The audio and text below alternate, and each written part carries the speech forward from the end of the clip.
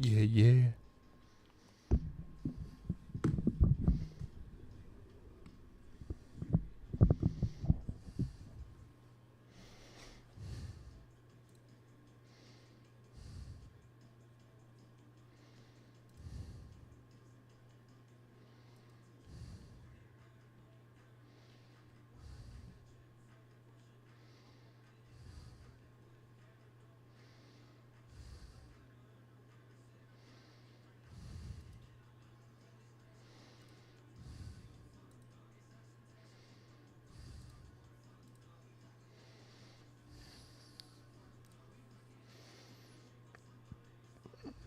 All right, we are live. Hell yeah. That's a good thing. It's been a while. Welcome. Welcome to the real world.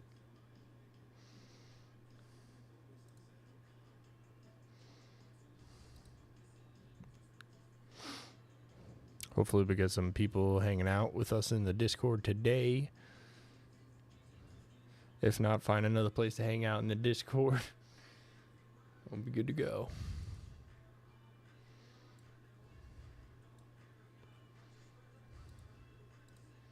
Hell fucking yeah. Mm-mm.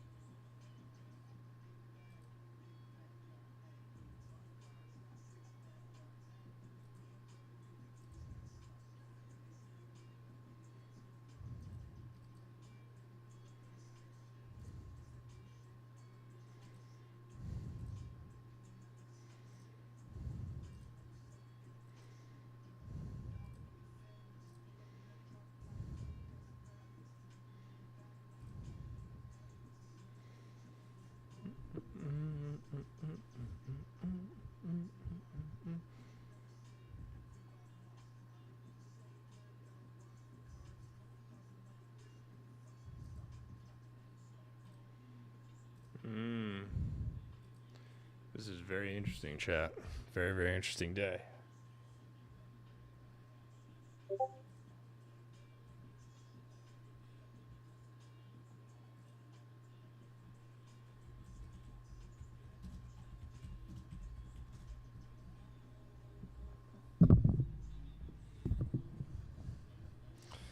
Very interesting day.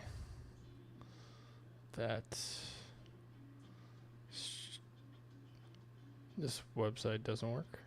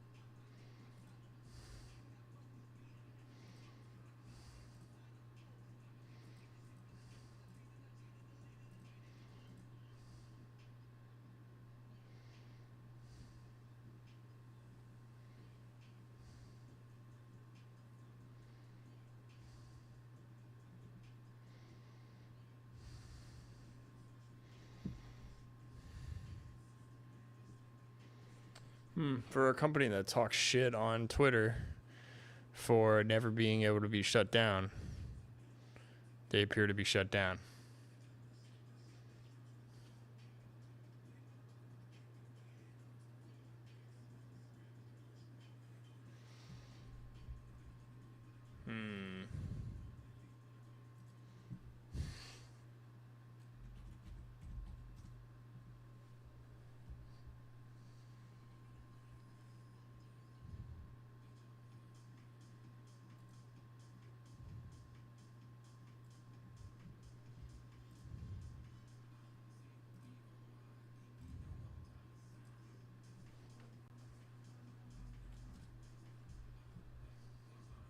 Okay.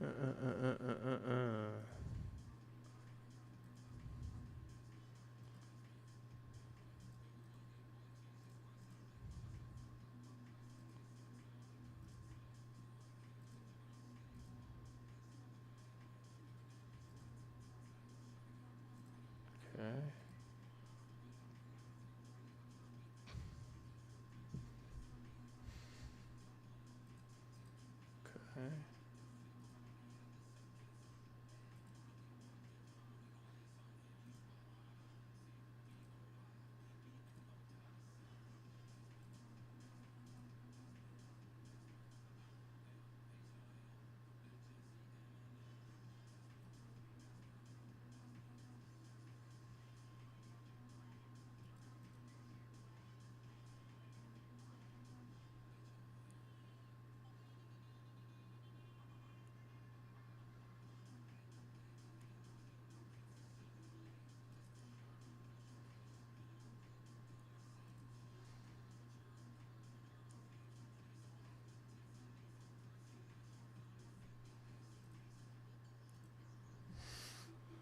We'll go to the oldie with the goldie.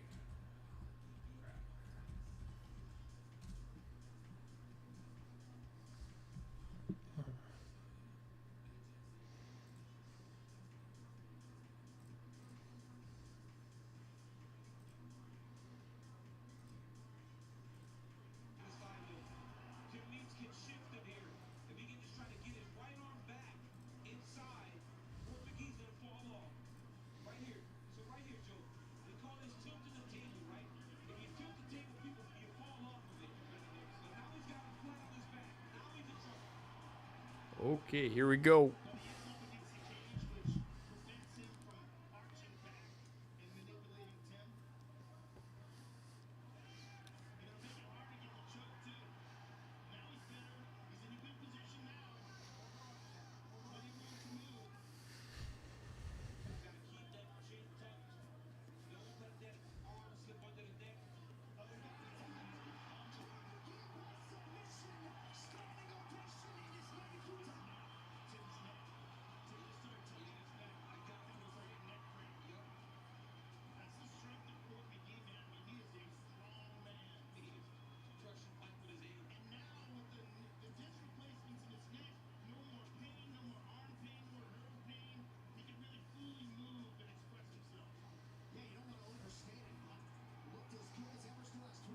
Good for Court, dude. Good for Court McGee.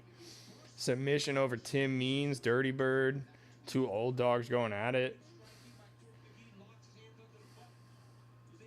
At 6:49? Is that first fight of the night? Another fight get canceled? I don't know.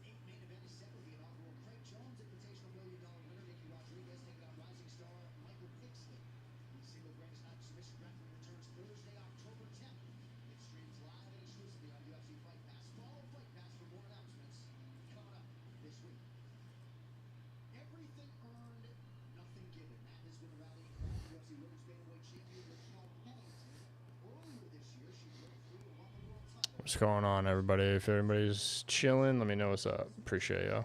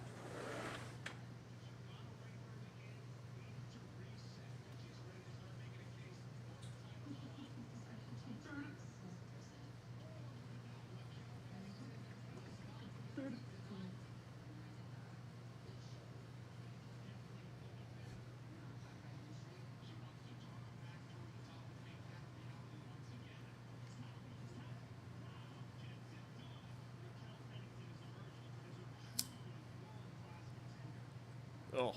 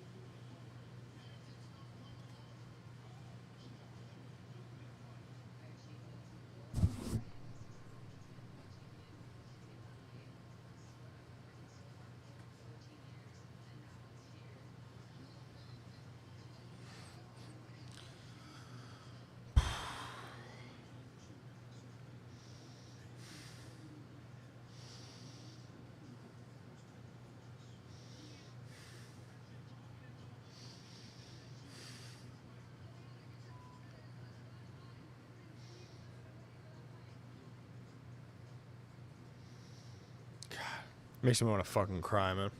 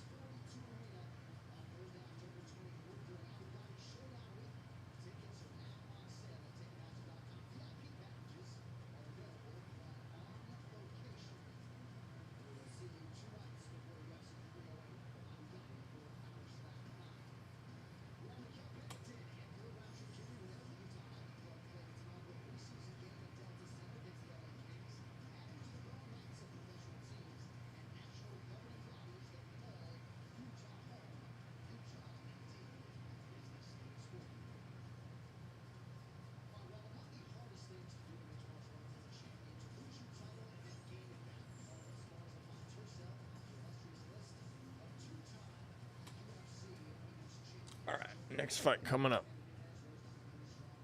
I had to look something up real quick.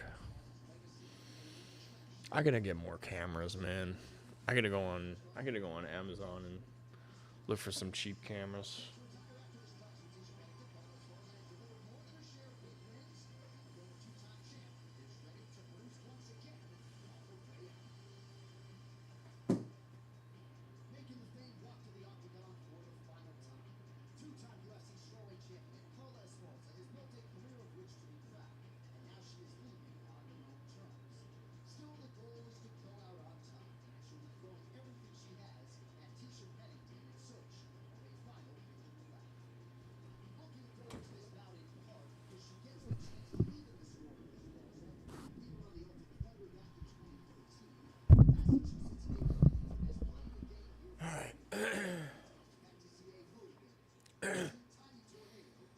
I see you can hear me.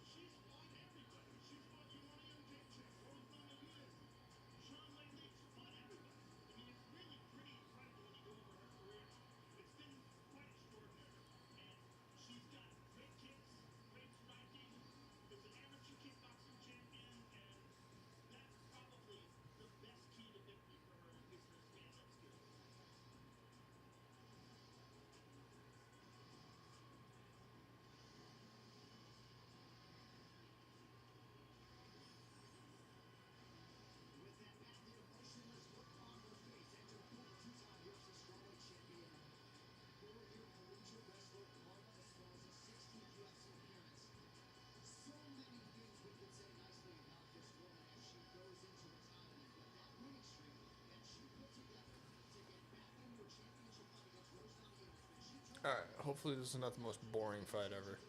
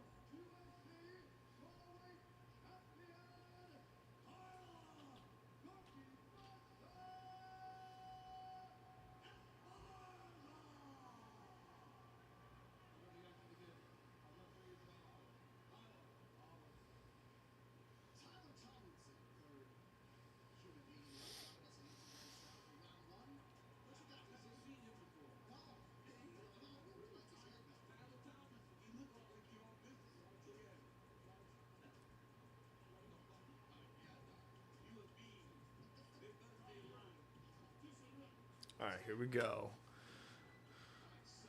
Carla, Cookie Monster, Esparza, last fight ever. And Tisha Pennington, a.k.a. Tisha Torres, now married to the champ, Raquel Pennington. And she needs a win.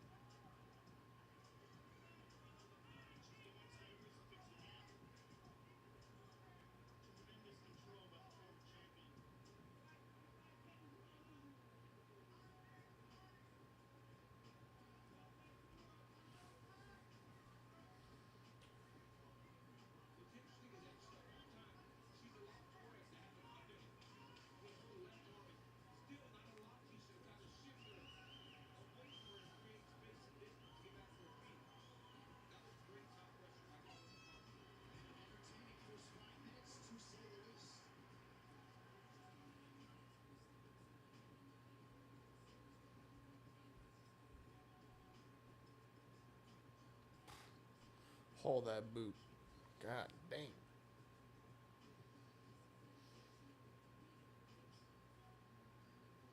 She'd be doing the squats.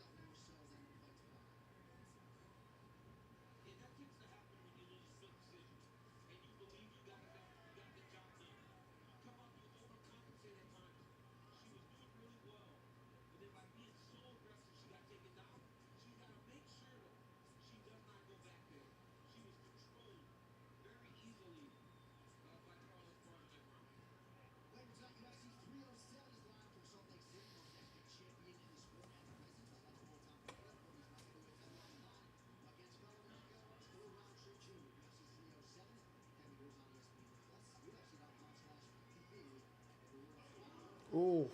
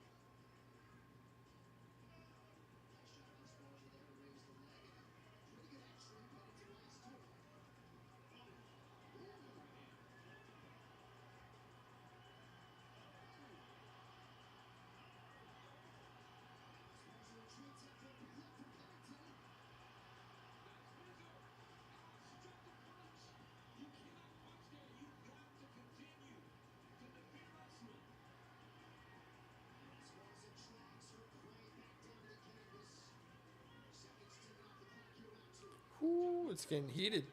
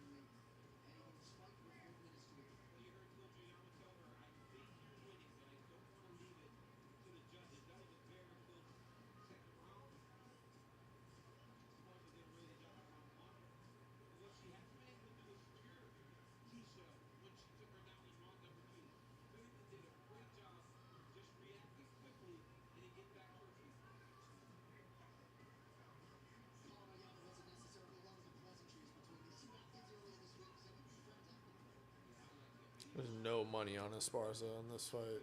All the money's on Pennington. That makes sense.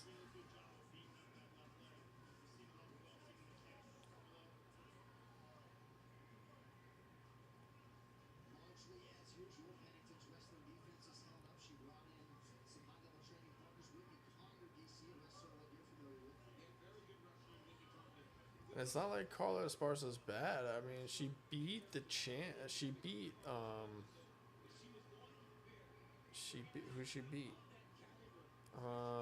She beat Rose Namajunas in the rematch.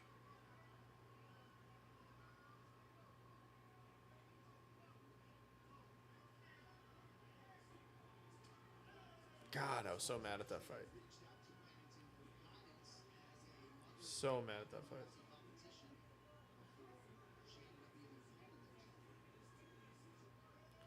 I did not enjoy it.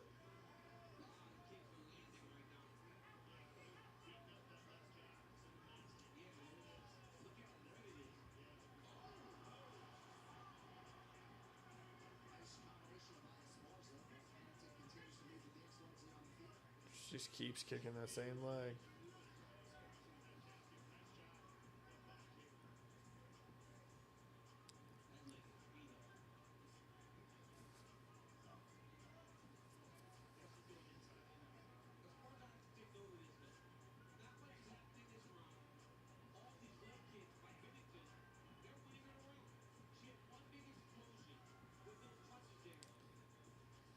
Another Venom movie is coming out? What the hell? That's crazy, bro.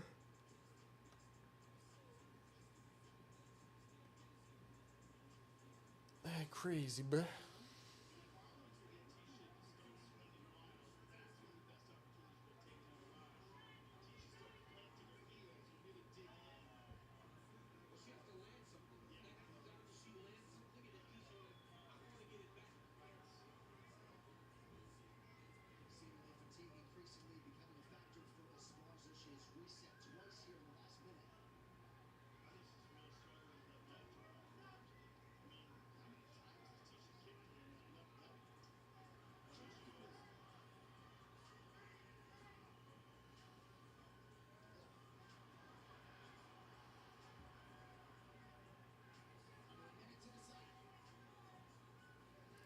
One minute to go. Who would have thought this would have went to decision?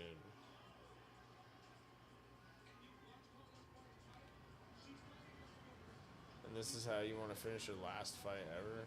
Go to decision, bro?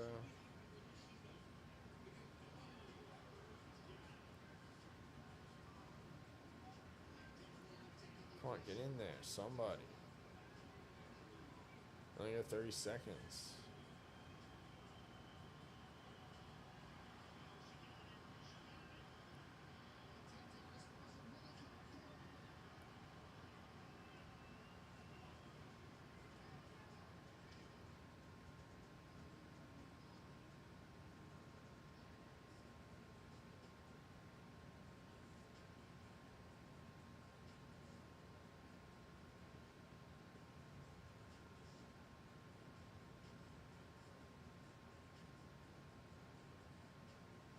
Damn, I got screwed. I didn't see the end of the fight.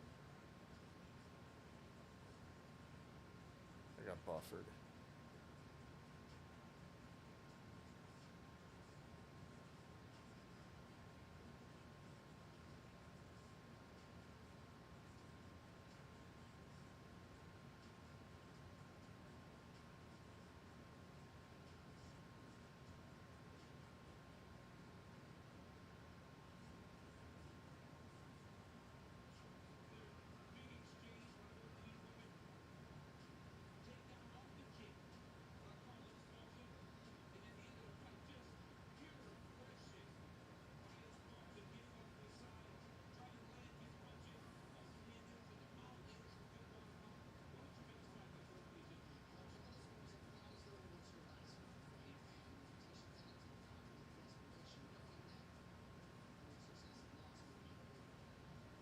Yep, as I expected. Almost fell asleep during that fight.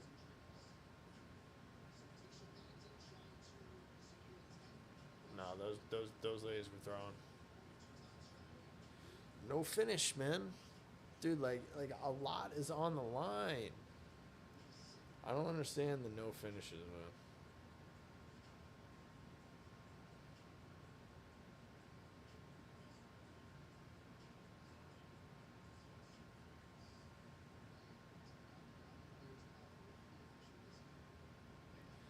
I don't understand the no finishes.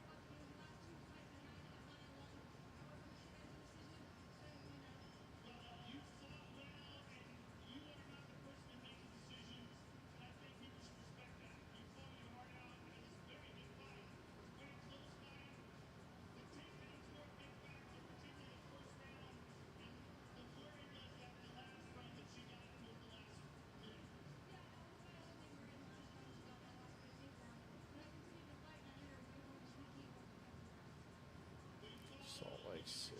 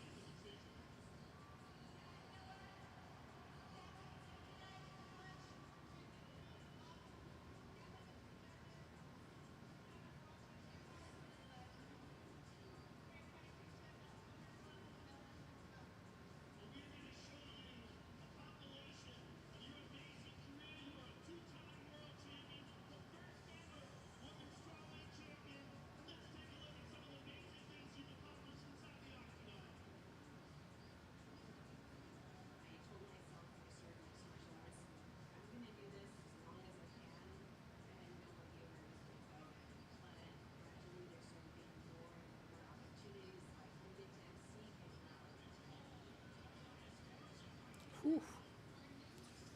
Good for her.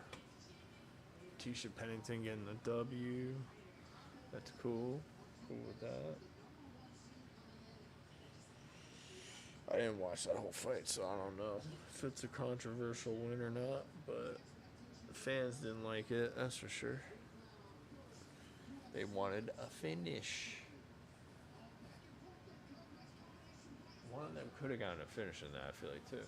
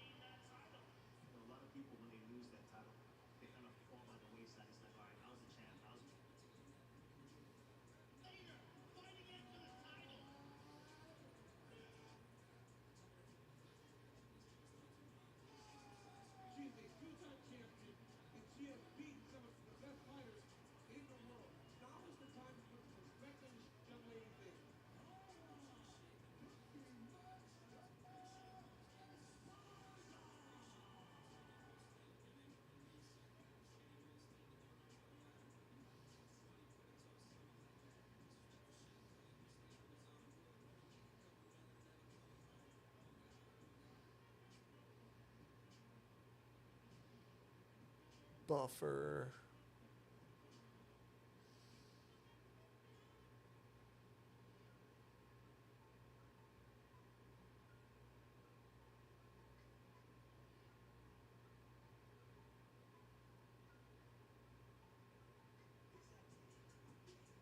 My family, the awesome UFC staff, just my coach Kano, who's been with me from day one, my manager Brian, just everybody.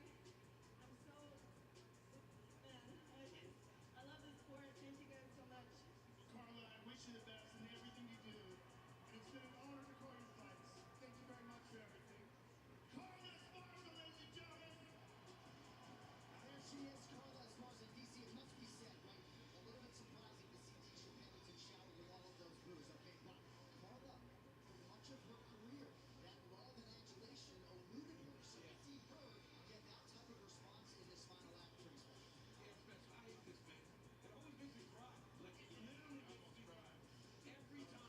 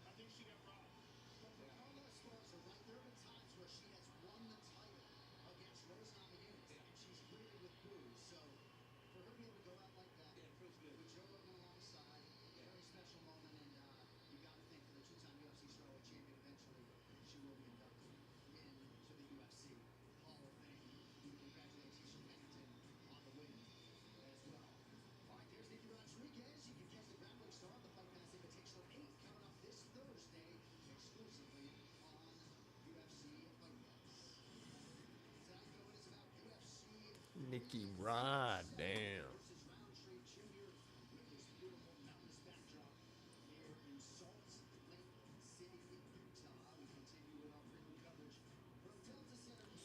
What's up?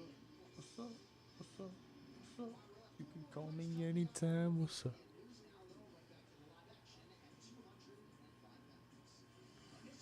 Just hit that link in the Discord.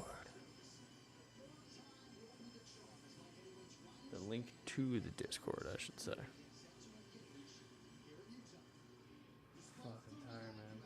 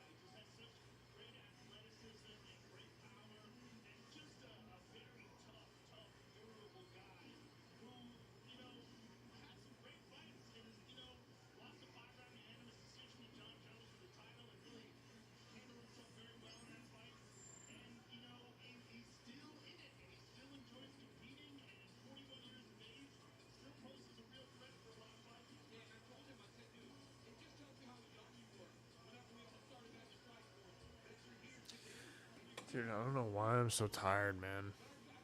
I fucking drank a Red Bull. I had a good fucking brunch. Like I don't know what's wrong with me. I'm tired. I don't want to move. And I don't identify with that.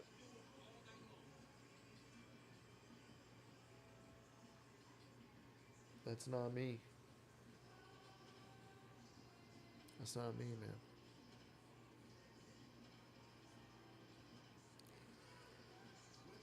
It's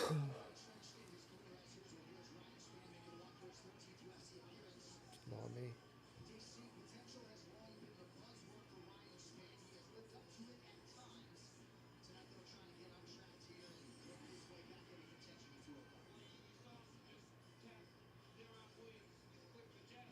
I'm fucking tired. That I know. I don't want to be tired. I shouldn't be tired.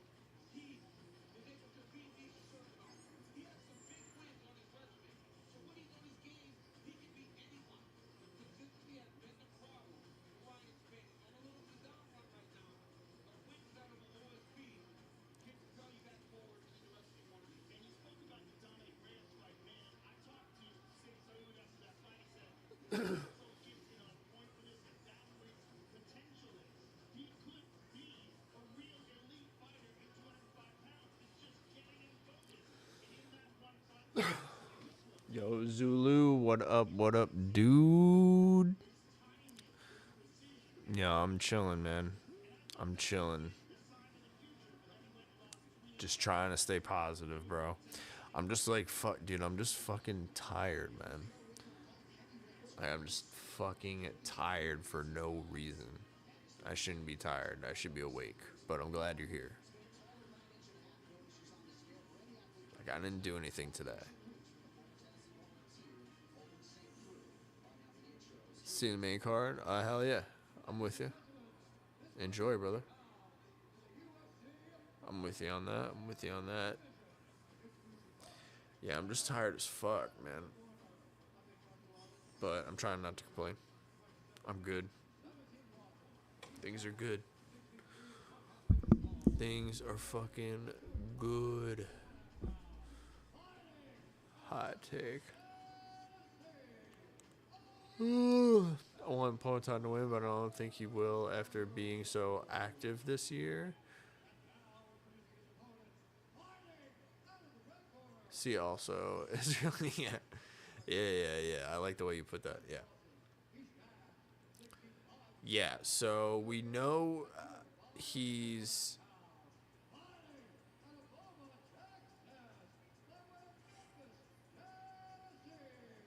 like, we know that he can be knocked out, right?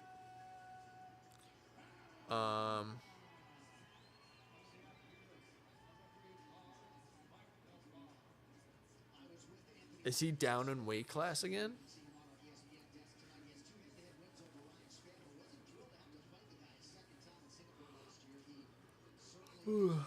No, right? He's at light heavyweight. I get.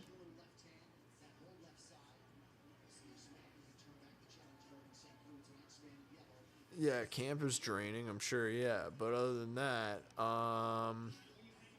he's in Glover Teixeira's camp. And Glover Teixeira showed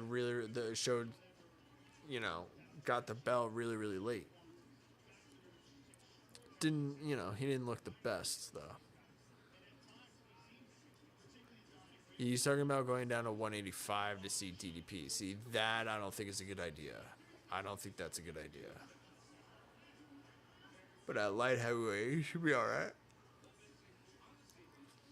Yeah, I mean, I think this is going to be a tough fight because he's not... The only time we saw him have trouble is at 185. So I think he's going to do a lot better at 195. 205.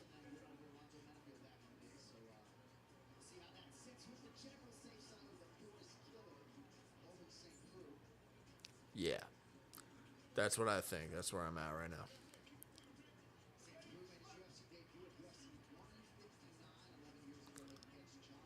Number one pound for pound for actually wanting to get either down to see DDP or up to see Thomas. Yeah, I mean, for just wanting to, I mean, either way. He's a G. He's definitely one of the best in the world right now. This fight's crazy. This fight's wild right now. I might be behind.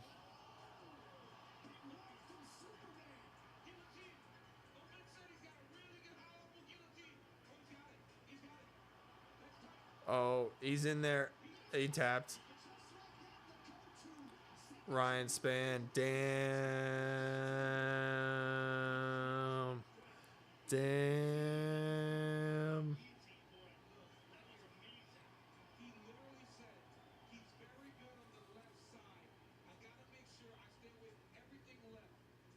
Yeah, OSP should just hang it up, I think. I mean, what was the last time he knocked somebody out? Or choked somebody out? OSP should just hang it up, dude. That was bad, dude. He said that he literally said he needs to not do what he did, and it was the beginning of the fight. So it's like, what are you going to do with that? You know what I mean? Stun him with his right hand.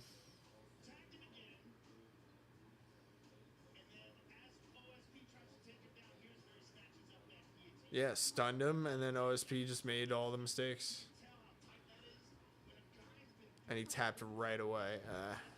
Yeah, what are you going to do with that, man? What are you going to do with that?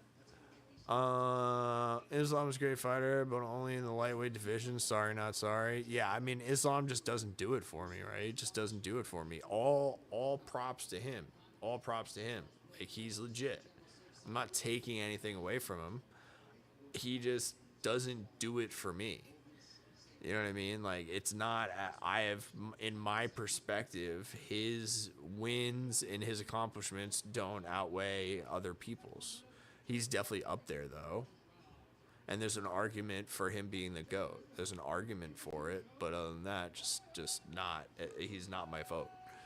Sugar versus Islam would be massive, in my opinion.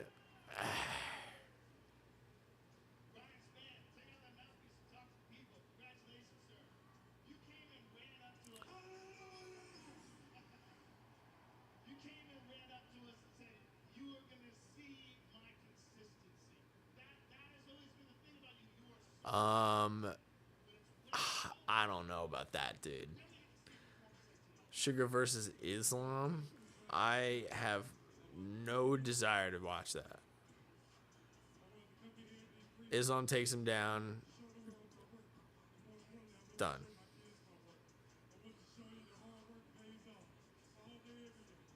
That's my first thought. I could change my mind,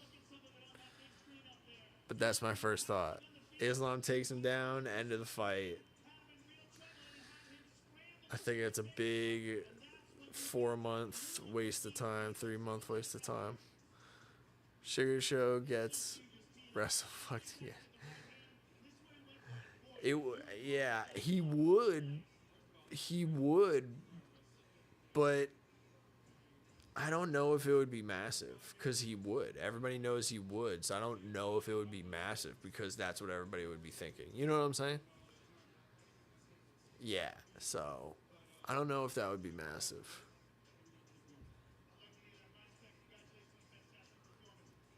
But yeah, that fight would worry me.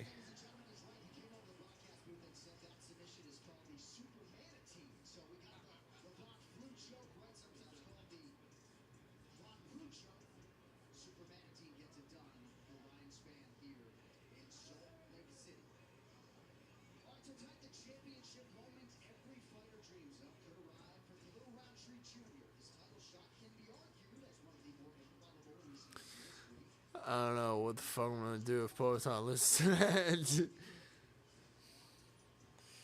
to that. What, you don't like Khalil? There's nothing wrong with a good guy Khalil. He used to be 330 pounds. He's a producer. An addict.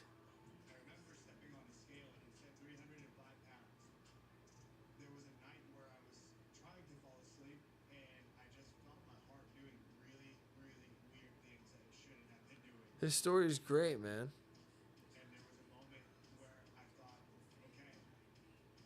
Champs lately have been kind of mid, in your opinion? Yeah, I agree.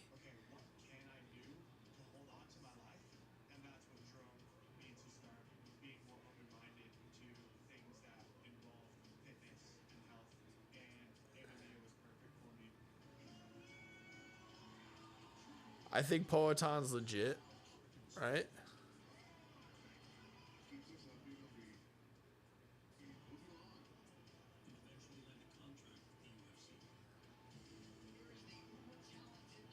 I mean, everybody's like, most people are legit, but true champions like back since Izzy, since Khabib, since Mighty Mouse,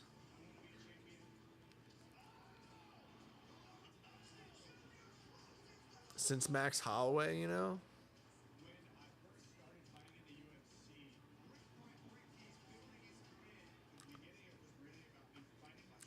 Henry Cejudo is a little bit of a weird one.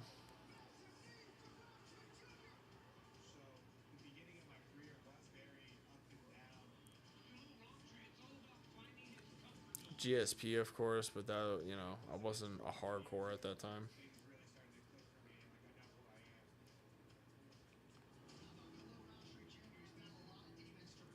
Stuff like that, I don't know.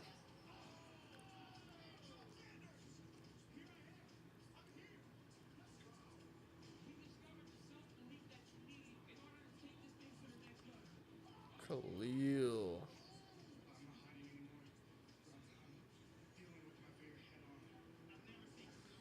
He needs to not cry tonight. But I like Khalil. For bantamweight, it's basically a wrestling only division. That's because of the weight class. Middleweight is just a massive roundabout between DDP, Strickland, Whitaker, and Izzy. Yeah, Whitaker being the lesser of those guys. Tom Aspinall. And Tom Aspinall is never going to get his title shot. I mean, monetarily and in the record books, no. But, I mean, politically, he's my champion. And Tom Aspinall is not, you know, he doesn't quite do it for me either. But other than that, like, I don't have anything against him. You know what I mean? Islam, I don't know, dude. He's like, again, I give it up to him. I give him, you know, all the credit he deserves for sure. It's just he doesn't do it for me. But like somebody like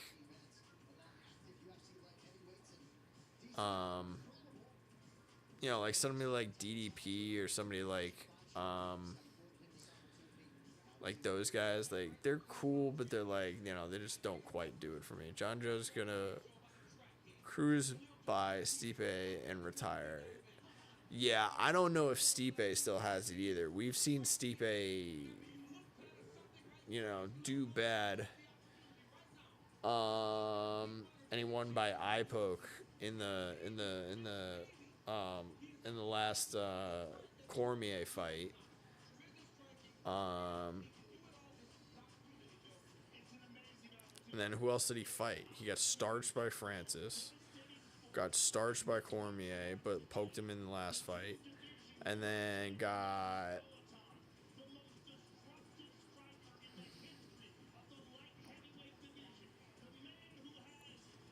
Yeah, I don't know.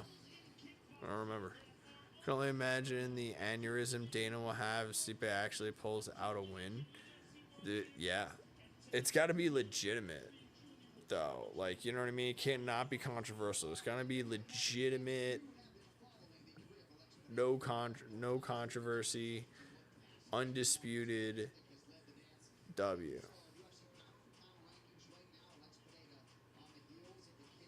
And that's what happens. I mean, everybody's assuming that John Jones is going to win, but he has to get by Stipe.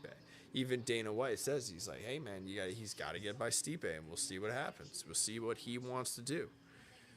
You know what I mean?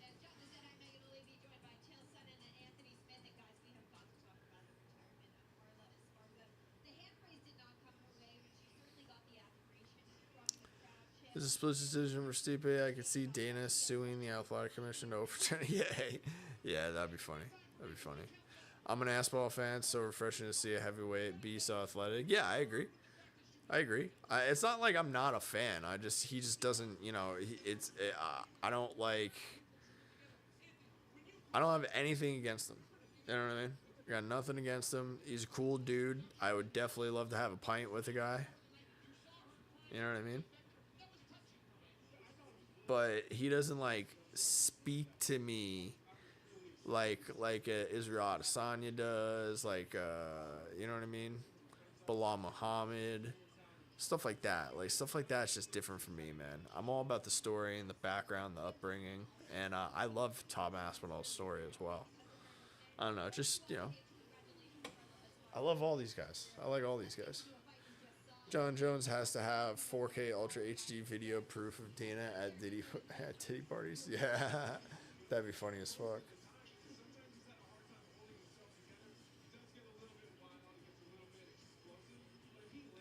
They were there together, 100%. Anthony Lionheart Smith.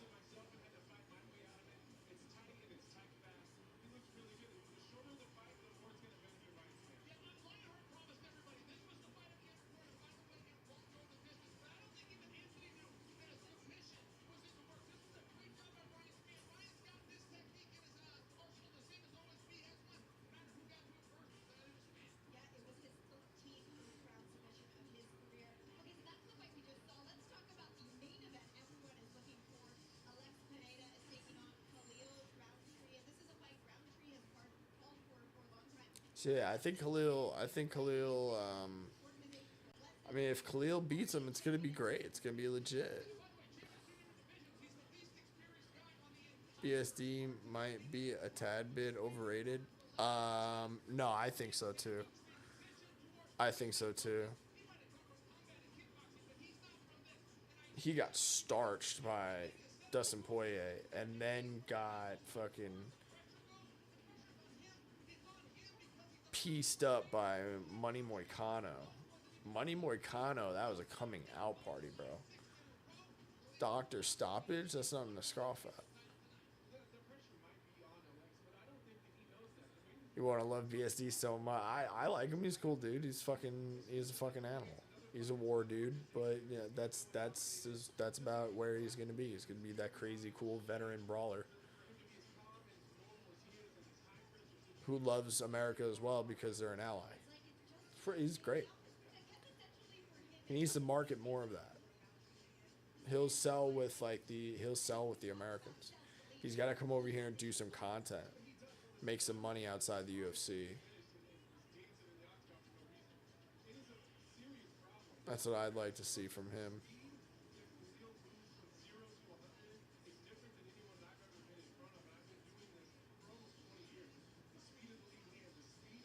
And then his fights will be fucking money.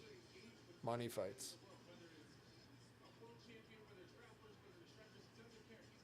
He has to have a major win to save his stock. Yeah, I'm sure he can get a big win. He could get a big win, but other than that, if you're doing content creation because you're a war veteran and you like to go out and shoot guns and like do all that kind of stuff, that stuff sells with America, like, and other people, obviously. But you could gather a ton of like American fans from content creation, and then they'll watch your fight regardless if you win or lose. You know what I mean? So like, it's a good market. DP is a legend of the sport. He can get a pass there, but getting absolutely shredded in round one is just not okay. Yeah, I understand.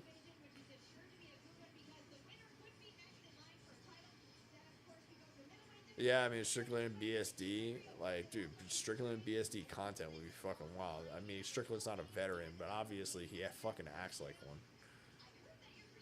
That's his character, at least. Yeah. I don't know. I just always think of things in like a long-term monetary kind of sense, especially for the fighters, because the fighters can fight. You know what I mean? The fighters can fight. The fighters either going to lose or win, or a combination of both. You know what I mean? So they got to do something else. They gotta market their market themselves while they're fighting.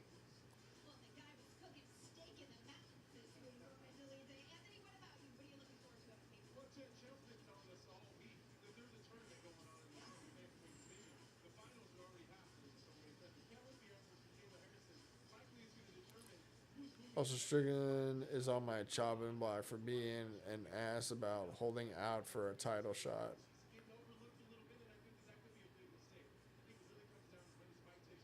Yeah, I don't know, dude. I don't know, man. Yeah, he's a character. He's saying this, saying that, doing that. Yeah. He's a character. It's going to happen. I'm not saying I accept it. I'm just. A lot of people do that. They're like, I'm not going to hold up to the division. I wouldn't do it if I was champion. They become champion, get hurt, hold up the division. Because nobody wants to let go of their belt. Duh.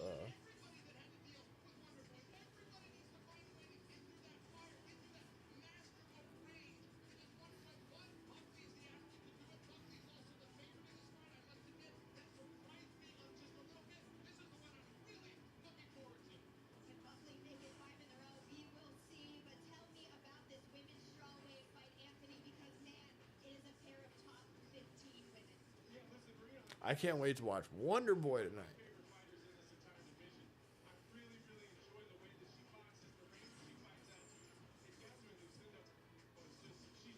Gets a close decision loss. Runs around against Paulo Costa.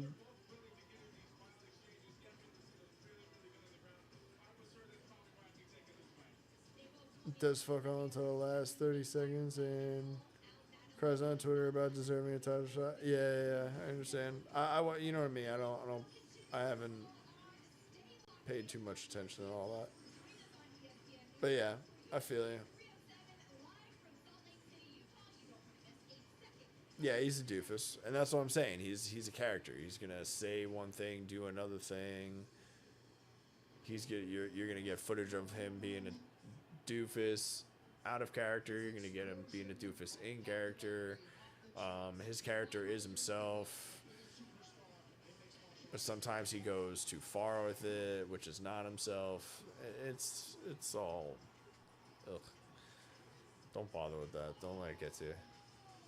But yeah, the dude's entertaining in a lot of ways, and then also the dude's a fucking doofus, for sure, 100%. I definitely don't agree with everything that dude says. That's for sure.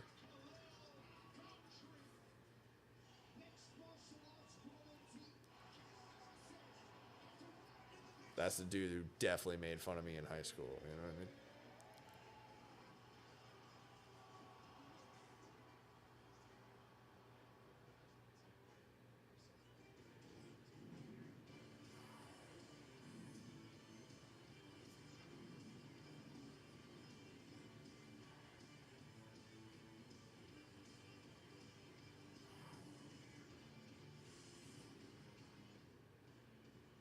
What a time it is to be a UFC fan, especially if you happen to reside in Salt Lake City, Utah. For the third time in as many years, the combat sports leader has brought a numbered card to the crossroads of the West. And as has been the case for many of our big shows this year, Pomatano Lex Pineda will be the last man to make the walk here at Delta Center. Tonight's event is supported by the Utah Sports. Whereas the community stand up, Paulo Costa man's on a losing skid, but saves face by Twitter shenanigans and the secret juice marketing. Apparently, that's literally going to become a real product, which is crazy. What a fucking gangster for actually turning that into a marketing thing. What a gangster. But yeah, I don't know. He's not in my book anymore. I think he's just. I mean,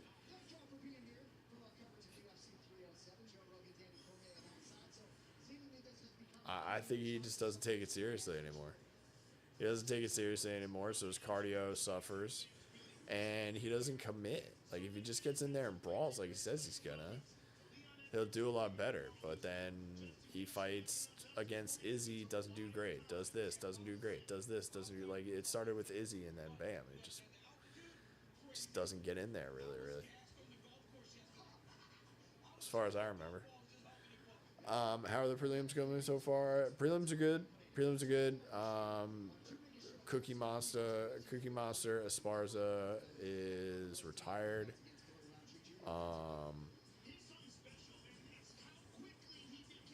Controversially lost.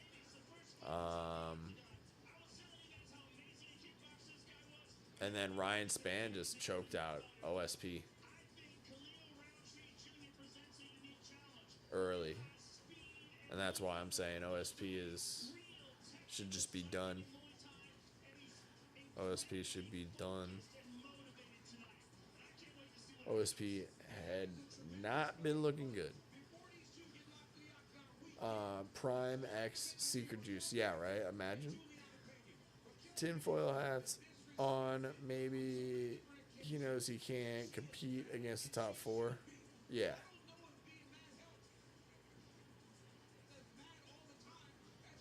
Could be. You never know. You never know. Could be a tactic.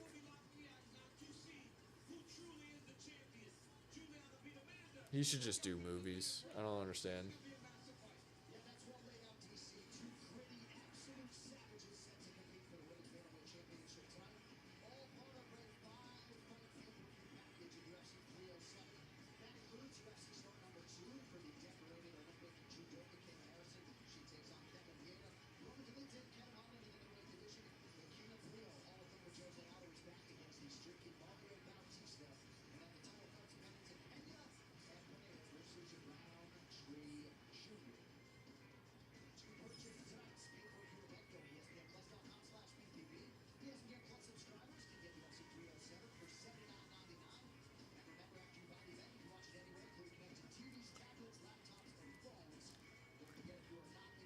Apparently the Sugar Show is in Venom 3.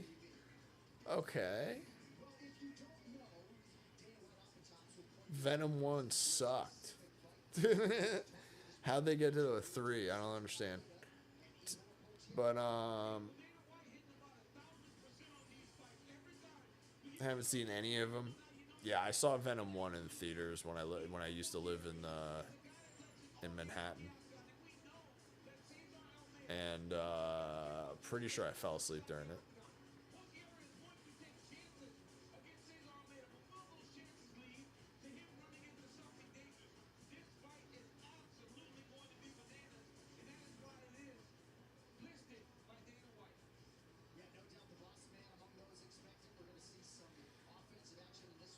Okay, coming up, Cesar Almeida versus Ihor Poteja. And my money is on put all the money on Almeida right now. What are your picks for tonight? Right now, everybody needs to go put the townhouse on fucking Almeida because Poteria says he doesn't need training, he just needs spirit or something like that.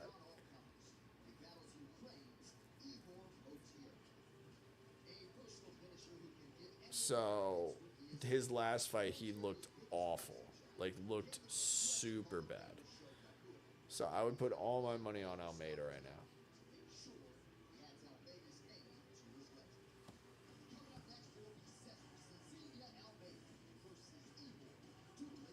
Looks like he lost a little bit of weight.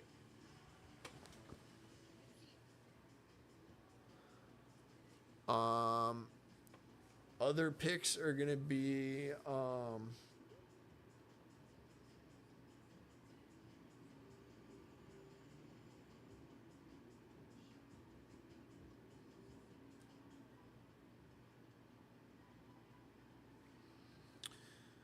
I don't know. I mean, I gotta go with Poatan, dude. I don't know. I usually, like, what do I think is gonna happen? I think Poatan's gonna win. But if Khalil wins, I'm cool with that. Like, I'm rooting for Khalil because I think it's a great story. But other than that, I think Poatan's gonna win.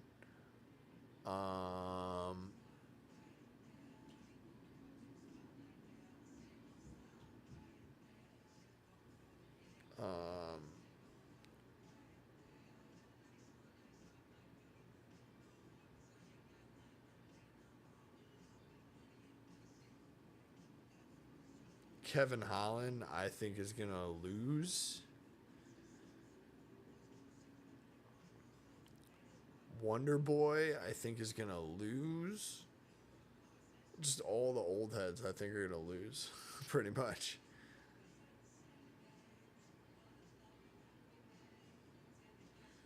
Raquel Pennington versus Juliana Pena.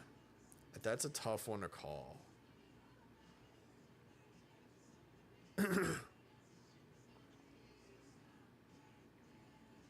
I mean, you gotta give it to Juliana, right? She lost to Amanda Nunes in the rematch, and then Amanda Nunes retired. Technically, right? Kayla Harrison, Kevin Holland.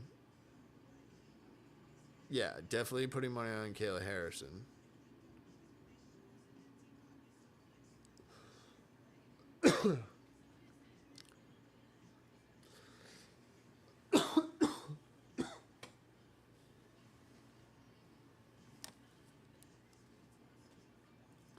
Kevin Holland, huh?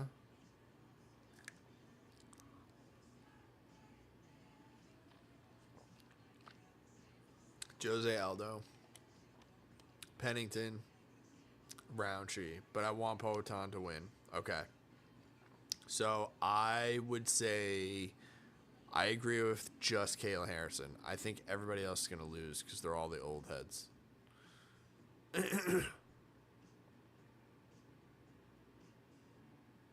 except for Roundtree. I don't think Roundtree wins because I think he's too emotional. But we'll see. We'll figure it out. Hopefully we'll be able to talk about it after.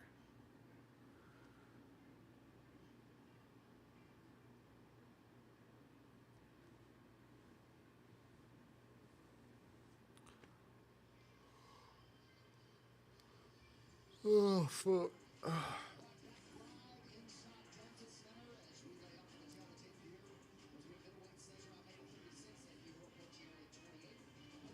Iraputeria has so much more experience, but he's a plus 350 dog. That's because of what he said last time in his last performance. Just can't see him staying on time after being so active this year. Like, take a break, bro. Haha. I mean, yeah, his back must be broken from carrying the UFC. I saw somebody comment that somewhere.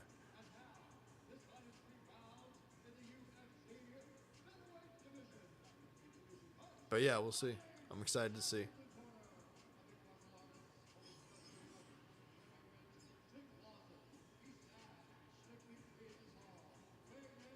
From the Ukraine, from fucking Kiev.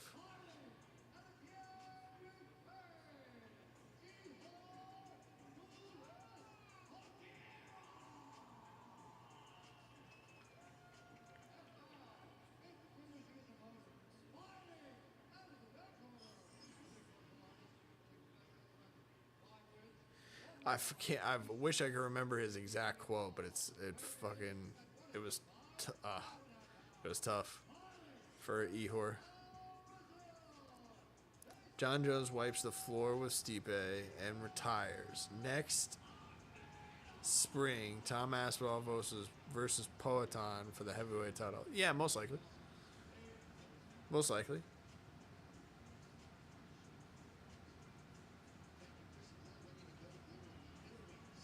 I literally think it all depends on their performance. If John Jones wins in MSG, and his performance.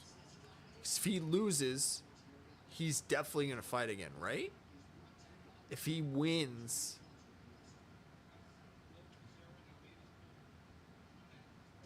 barely, maybe he doesn't fight again. But if he wins decisively, then maybe you fight again, right?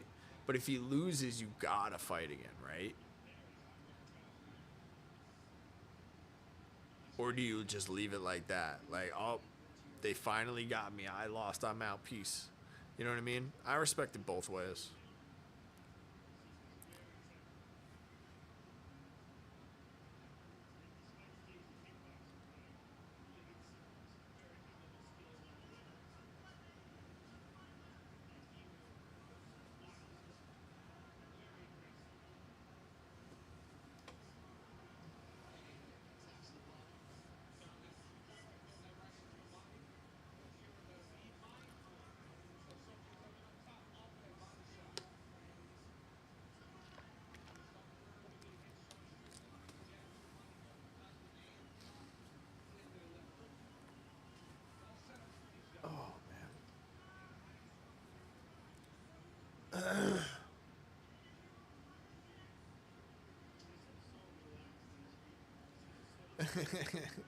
I thought you were going to say McGregor will never fight.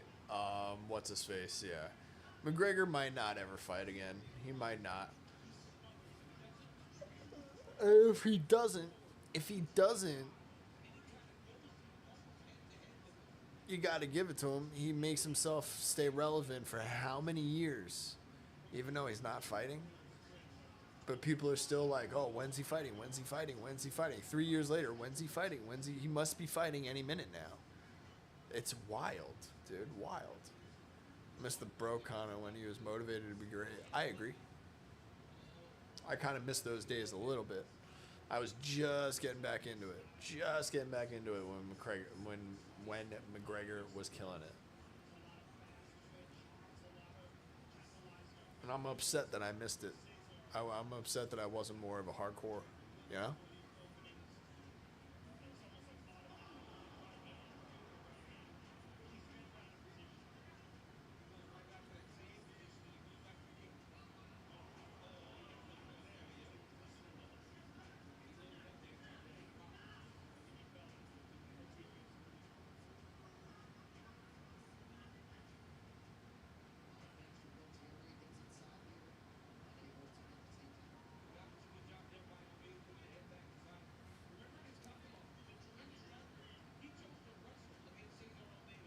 Are we watching? I mean, bro, this looks like a contender fight. As with hundreds of millions, he's not taking blows to the head for a check. Yeah, of course, I understand that. I think he really, really wants to. I think he really, really wants to. He still has 2 fights left in the contract. And now he's also part owner of the Bare Knuckle Fight Club. He wants to fight bare knuckle. Like, I think he wants to make more money boxing, and he just wants to get out of the UFC. But he's not getting the fights he needs in the UFC, because the UFC, you know why they're doing that. The UFC is holding off because they have 2 McGregor fights left. 2 big money-making McGregor fights. They want those fights on the table for their re-signing their TV negotiations. They're re-signing their TV rights after this year. So part of that is the monetary value of having 2 Conor fights in the bag. So they're holding off on Conor fighting so they can have that extra weight on the negotiation table for their TV rights for the next however many years. That's 100% truth. 100% fact.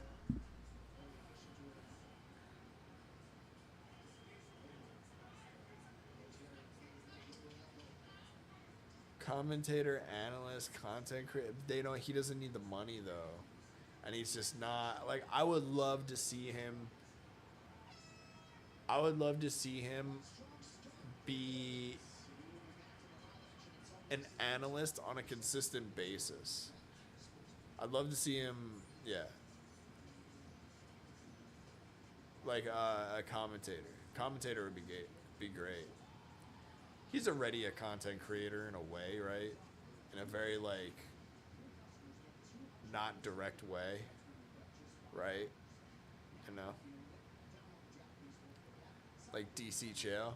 Yeah, I'd love to see him do that as well, but that's just not his style. I'd love to see him sitting at the commentator booth.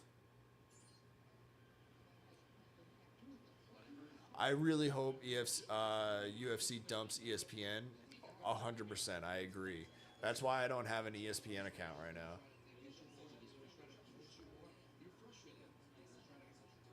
Monthly subscription plus a pay-per-view.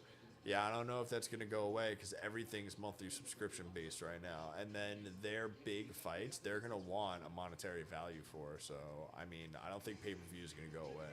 Even though they have said in the past that pay-per-view is an ancient way of doing things. They're the only ones who sell pay-per-views. So, I don't know if that's going to go away, but I hope ESPN goes away like Disney. I hope Disney's not involved, but I hope Disney's not involved, but I don't think I think it's still going to be subscription, and I think it's still going to be pay-per-view.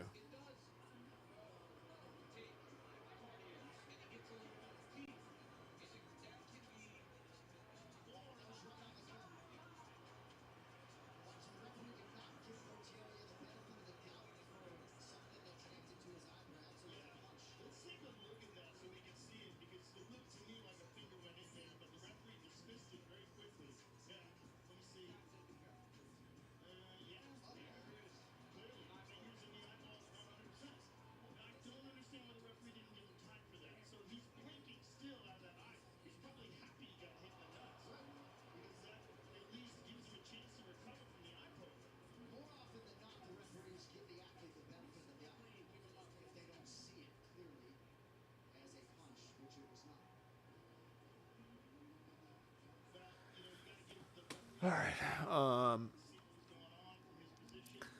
right. Give me a discount for being an ESPN Plus subscriber or some shit. Yeah, I get it. But I mean, dude, it's not like I'm paying for the, you know what I mean? Like,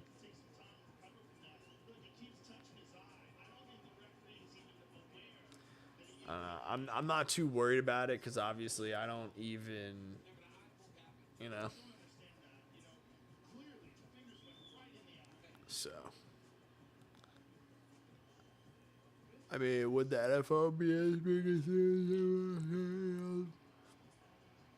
every week slash month? No, it wouldn't. But it's a sport. It's just I don't know. It's different. I don't know. I don't know about that stuff. I can't pretend to know because I just don't know.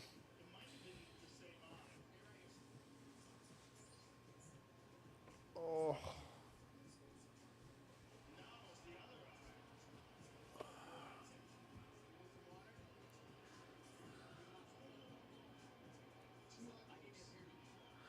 Yeah, they're definitely limiting themselves. They're definitely limiting themselves by putting themselves behind a double paywall for their big fights.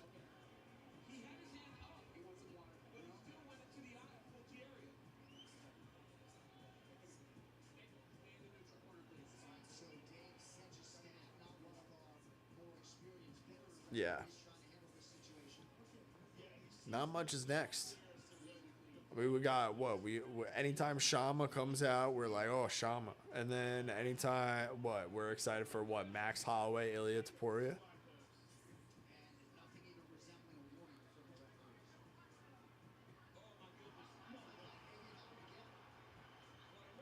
Yeah, at least Noche wasn't an absolute fucking disaster. It did sound like it was gonna be like. It did sound like it could have been not executed well, but instead it sounded like it was executed very, very well. Everybody who was there was talking about it, how it was incredible, and then everybody, you know what I mean? It was still a fight, you know? It was still like the fight, you know what I mean? I don't think it was distracting or anything like that. I liked it. I'm down for another one. 308, either Holloway or Taporia is going to get fraud checked. I mean, they're both not frauds, technically. They're both not, you know? But I know what you mean. I know what you mean. Like, oh, did Taporia knock out, you know?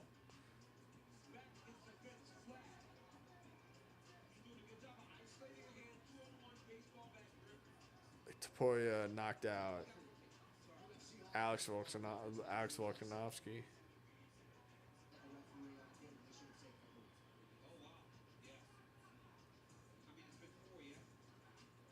Who did it first, Islam or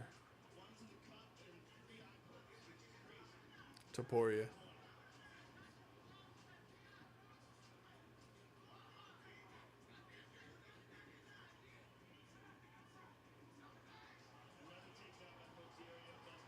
The community is going to implode no matter what, because obviously everybody's expecting that at the end of the fight, which is unfortunate because everybody's expecting it.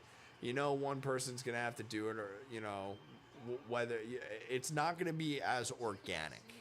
It's not going to be it's not going to be as organic, right? I know Max does it all the time anyway, but I just feel like it's not going to be as organic, and I feel like the outcome's not going to be as good, but we'll see what happens. I don't think the fight's going to make it to the third round, fourth round, fifth round.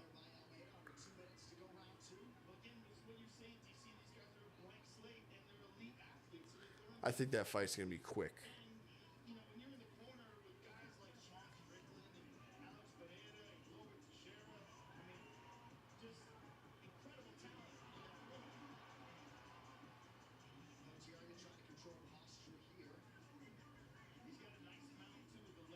I don't think that fight goes to the championship rounds.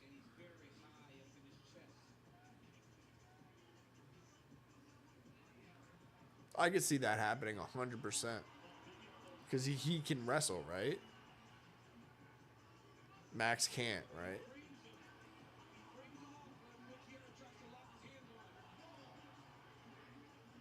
I can see that happening.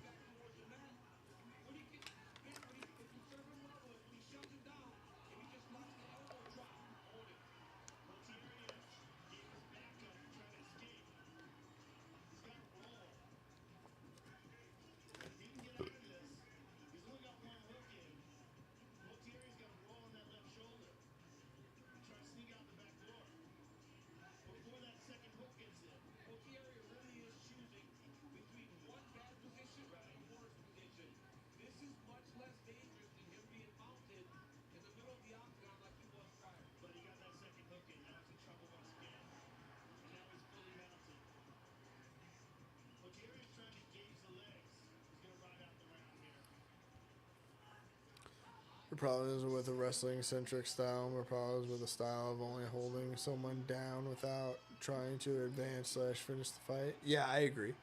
I understand that.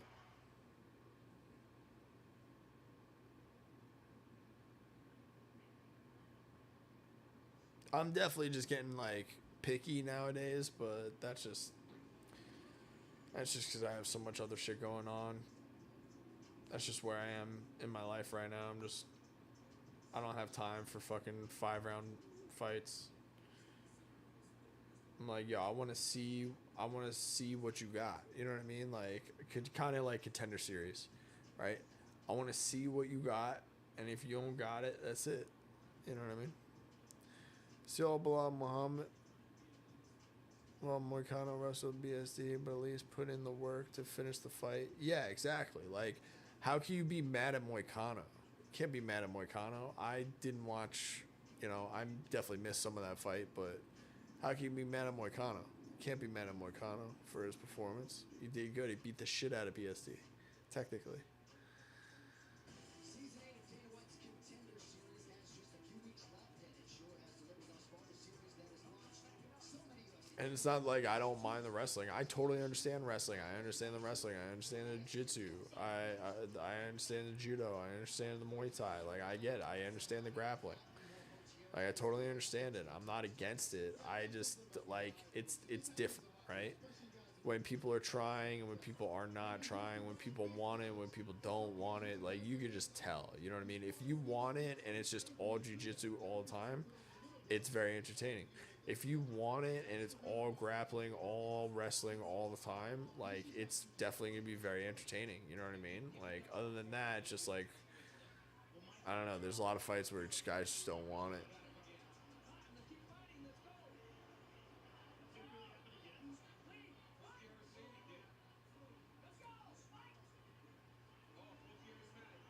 Hands dropped in frustration.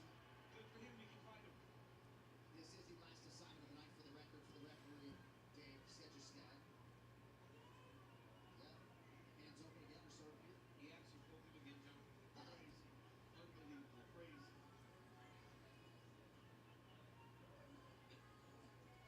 That's a close fist. I don't know. I don't know how this fight is still going on, dude. Bilal, Marab, etc., etc. Just do enough to win, but not enough to work for the finish. Yeah, and I like Marab, but yeah, I understand. Like, there needs to be more, like, damage output. You know what I mean? More damage. Marab's lip striking was an absolute masterclass against the Sugar Show.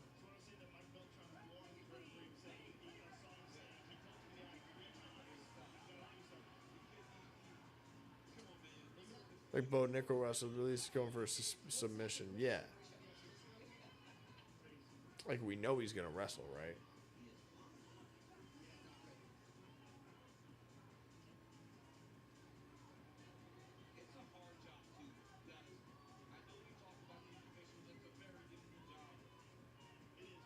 The lip striking. Yeah. I got you.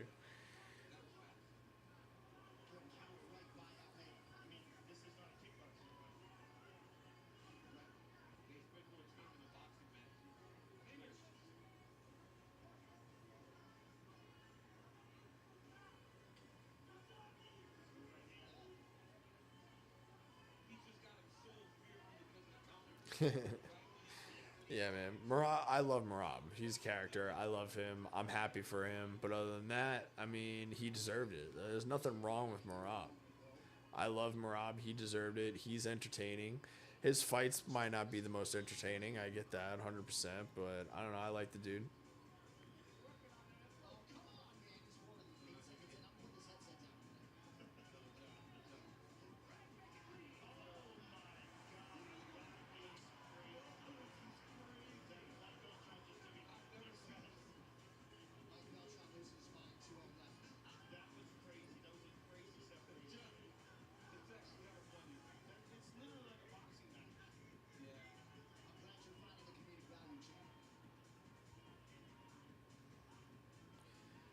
The judge, the refereeing tonight is fucked.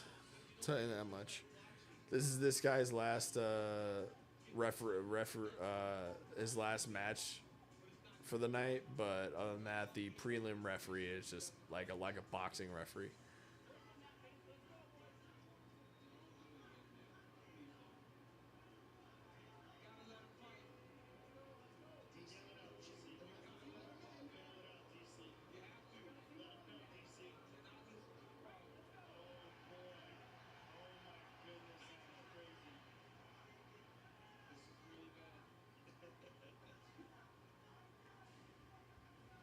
Potieri on that single leg. Dude, as soon as they go up against the cage and grapple, the ref breaks them up like a boxing match. That's crazy. Who's reffing right now? I gotta get his name. I've seen him a million times. He's reffed a lot of fights. He's just like he's just basically like treating it like a boxing match.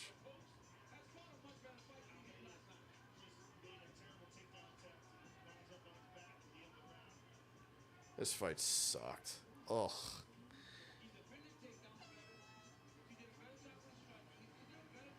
Oh, that fight was terrible. Dana White, that was the Dana White. If you don't know, now you know.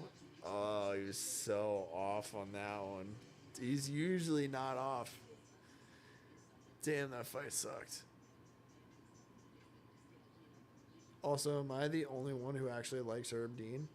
Herb Dean is the gold standard, but at the same time, lately, like the last year or two, he's been falling off.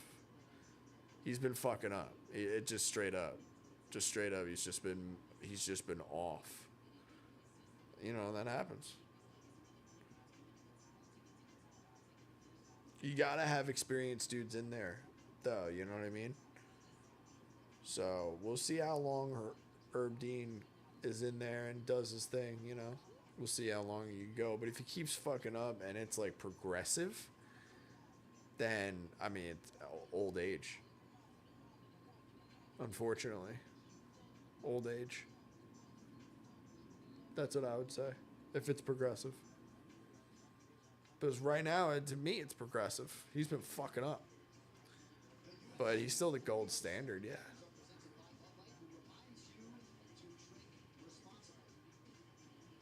Yeah, because Herb Dean been doing some weird shit.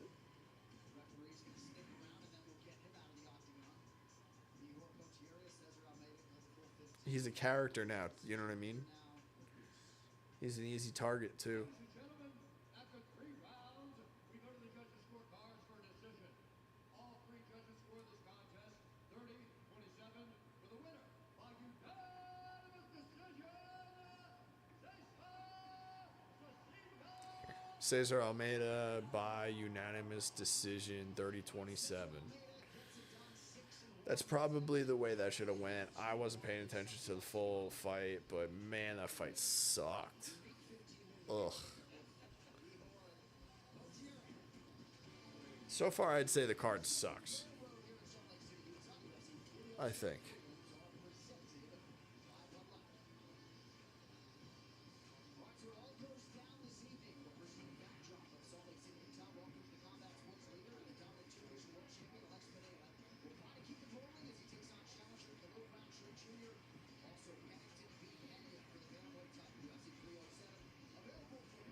Oh, Kevin Holland went up in weight for this? Who's reffing the Poton fight tonight? Hopefully Herb Dean.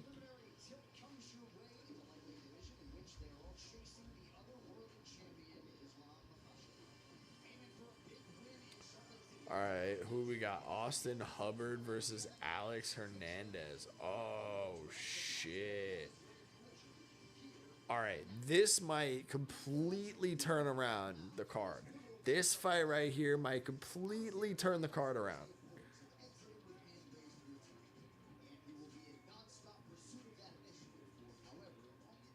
I just got pumped up.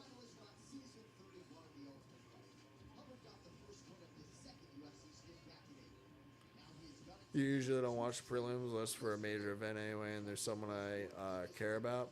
Yeah, I wanna be there just in case some wild shit happens. You know what I mean? I like catching shit live.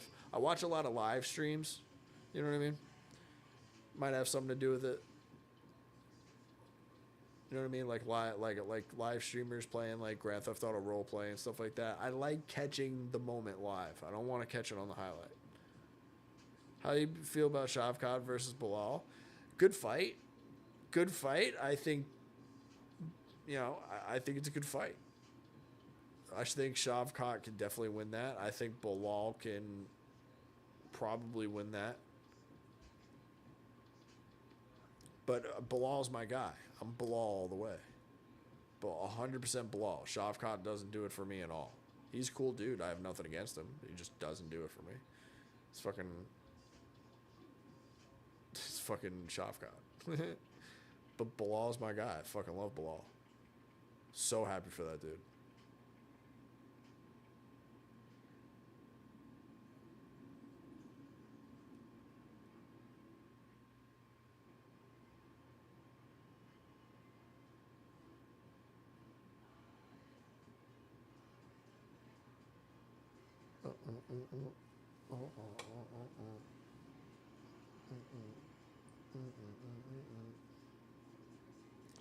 Let's see if we can get the refs. UFC 307 referees.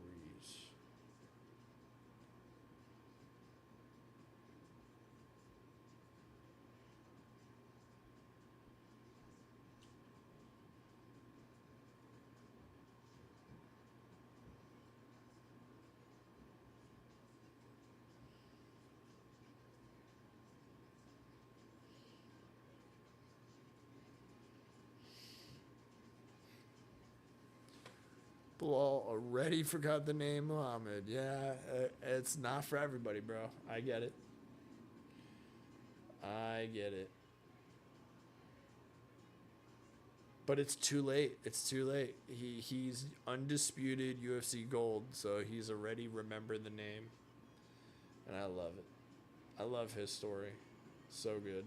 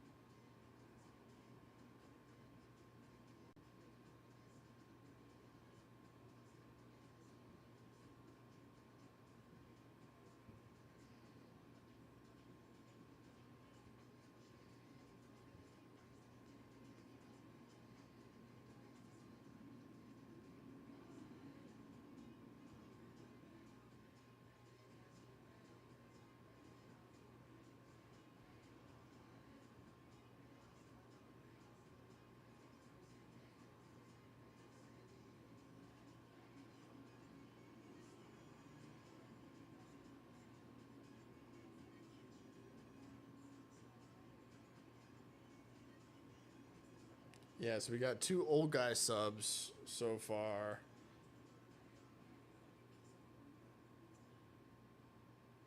And a boring unanimous decision. Two boring unanimous decisions. Lightweights, 32-year-olds Austin Hubbard and Alexander Hernandez. Closest fight on the card, at least on the odds front. Hubbard's taller by an inch, but it is a 1-inch reach advantage for the great ape Alexander Hernandez. Right now, the intros back inside the ring. Ladies and gentlemen, this fight is 3 rounds in the UFC lightweight division. Introducing first, fighting out of the corner, a mixed martial artist holding professional record, 14 wins, 8 losses. He stands 5 feet 9 inches tall, weighing in at 156 pounds. Fighting out of Denver, Colorado, by way of San Antonio, Texas. We were just Bilal, but the only thing I remember about him was when he dropped Leon on.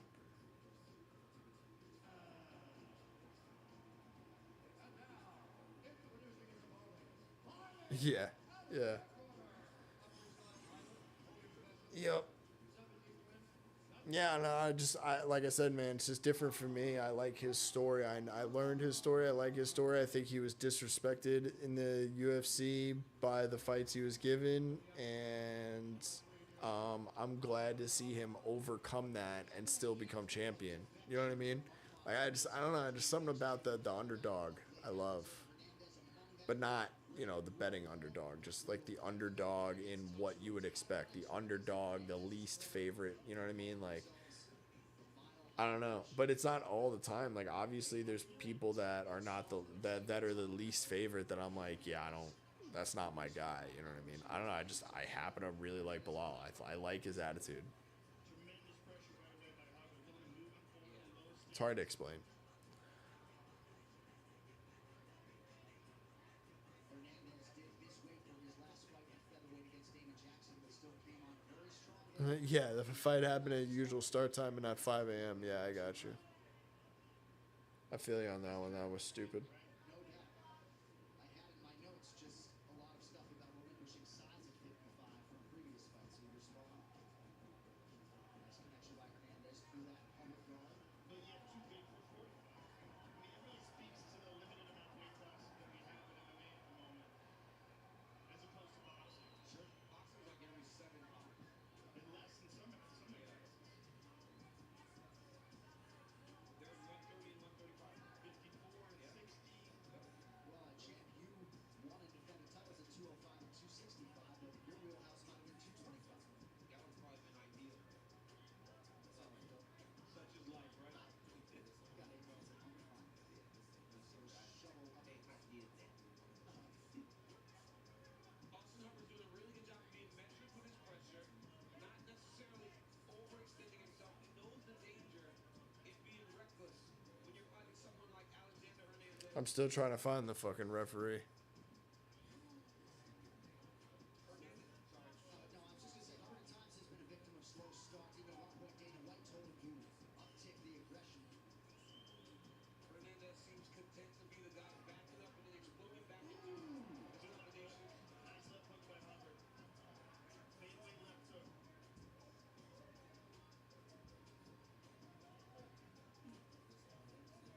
Both guys flirting with stance switches early. Part of why Hubbard is back in Illinois is because when he got cut from the UFC, he said living in Colorado was just too expensive. Went home and fell in love. Dave Seljestad. That's the name. That's his name. Hits him with a nice left hook right hand combination. A lot of fighters have realized success changing gyms as sort of a revamp. Hubbard really believes he has leveled up. Sometimes it's good just to get a different look. You get a different group of people to train with.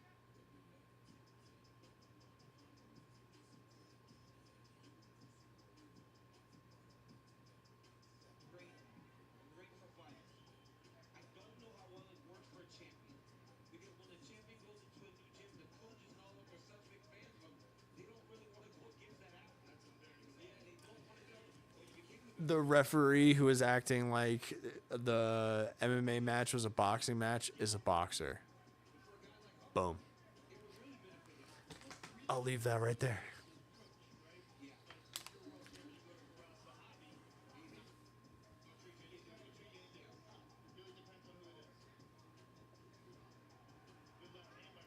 Hernandez starting to find the range of his hands on the 2 minutes round 1.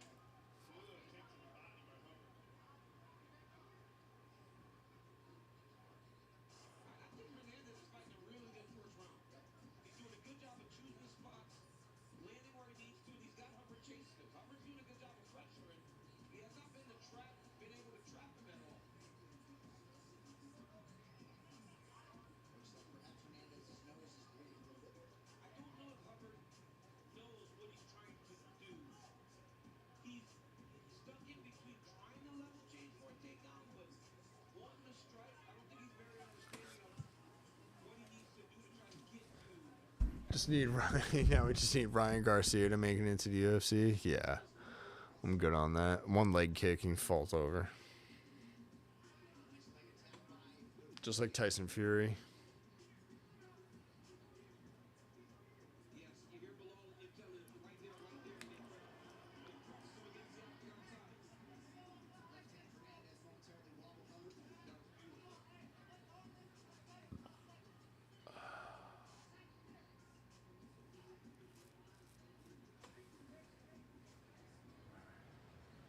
grab some inspiration. I'll be right back.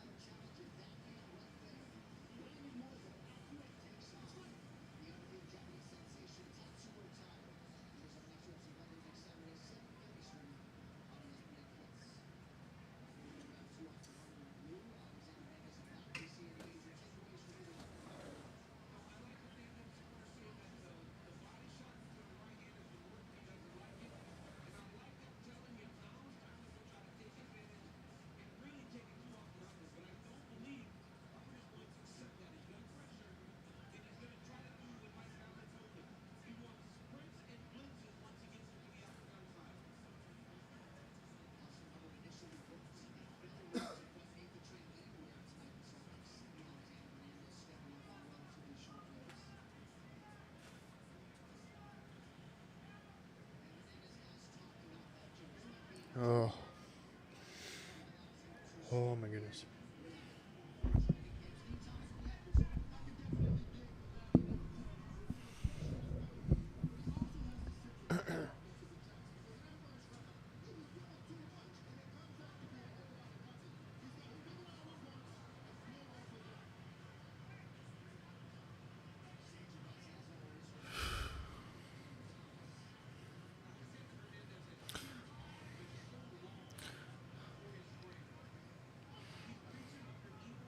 $309. What's the? Did they just do that?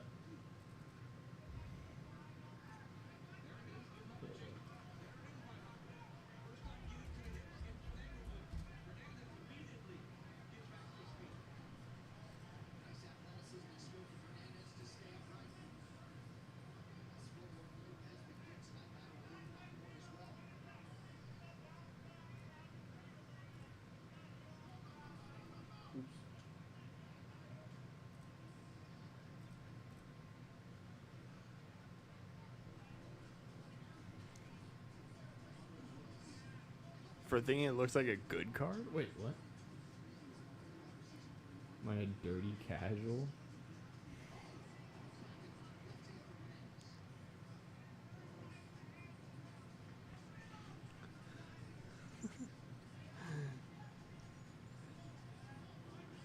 The only people on the prelim card is Chris Weidman versus your boy Eric Anders, which is probably not a bad fight, honestly. That's probably a really good fight. And then literally the only other fights are the main card, and it's Lionheart Smith versus Dominic Reyes, which is probably a really good fight. Viviane Araujo versus Natalia Silva. Bo Nickel versus Paul Craig. That fight makes sense. And that's a dangerous fight for Bo Nickel. Dangerous fight for Bo Nickel. Is Bo Nickel's jits nearly as good as Paul Craig? What? Dude, Paul Craig subbed Ankalaev. He subbed Ankalaev.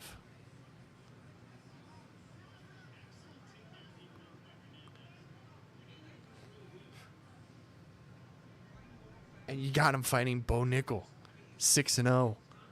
Dude, you could. Do you know Sage? Do you know who Sage Northcutt is? You ever heard of Dominic Reyes? You ever heard of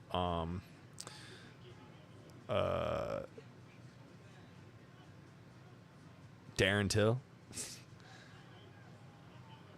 Bo Nickel can end up just like them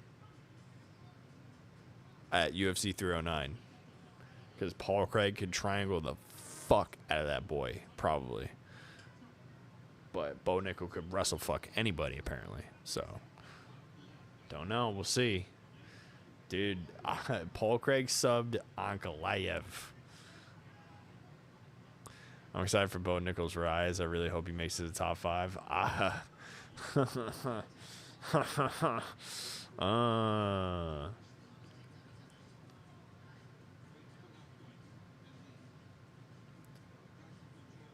I wonder what the odds are for Paul Craig versus Bo Nickel.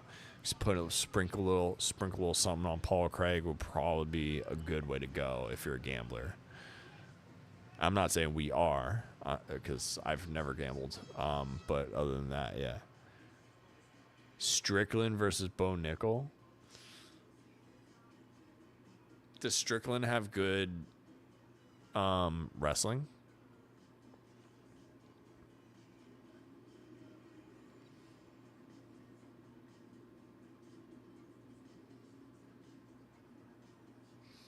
Because apparently Bo Nickel has better wrestling than everybody. So who would be able to match the wrestling to the point where they would make it a stand-up fight? That's kind of how I look at it. Got to match the wrestling so it goes up. So it goes up to the feet. To Strickland even wrestle. Exactly. That's what I'm saying. I don't think he wrestles. I think he just spars.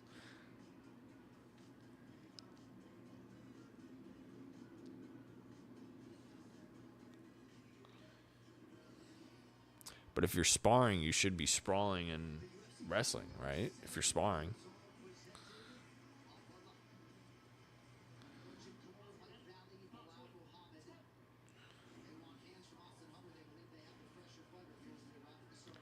But Strickland definitely can lose. Bo Nickel apparently can't lose. But versus Paul Craig, that's crazy. That's crazy. Dude, Bo Nickel can easily get an early L in his UFC career from Paul Craig. That's all I'm saying. But yeah. What else we got? Charlie Olives versus Michael Chandler. Sad, man. Feels sad. Feels bad. Feels sad, man. Terrible what they did to my boy Chandler. I was a Chandler hater for a long time. And then I learned about some stuff about his life and what he's doing right now and all that kind of stuff. And, just got a little bit of peek behind, the curtain kind of thing. And, man, I respect the guy. Fuck, I respect that guy. I do. I learned some stuff about him that, not everybody knows, but it is pretty common knowledge. When was the last time Strickland was on the ground? Definitely not against Costa. Maybe like one time against DDP. And put on a striking masterclass against Izzy. Yeah.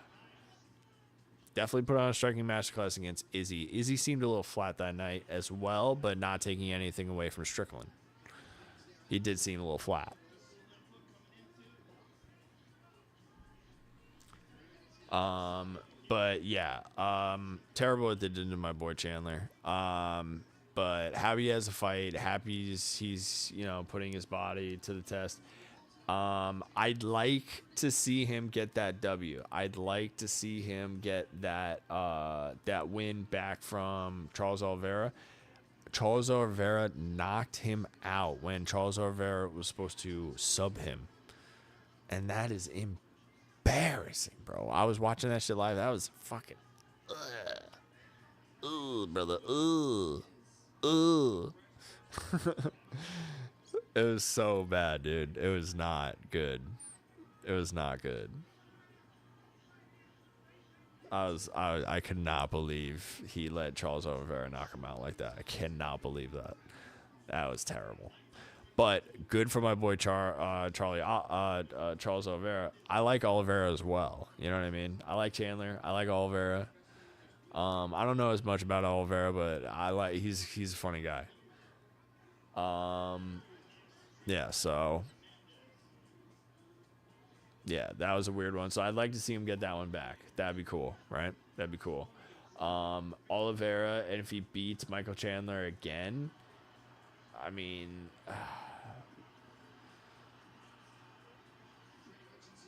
that's crazy. That's crazy. That's just crazy. And then John Jones versus Stipe. Oh.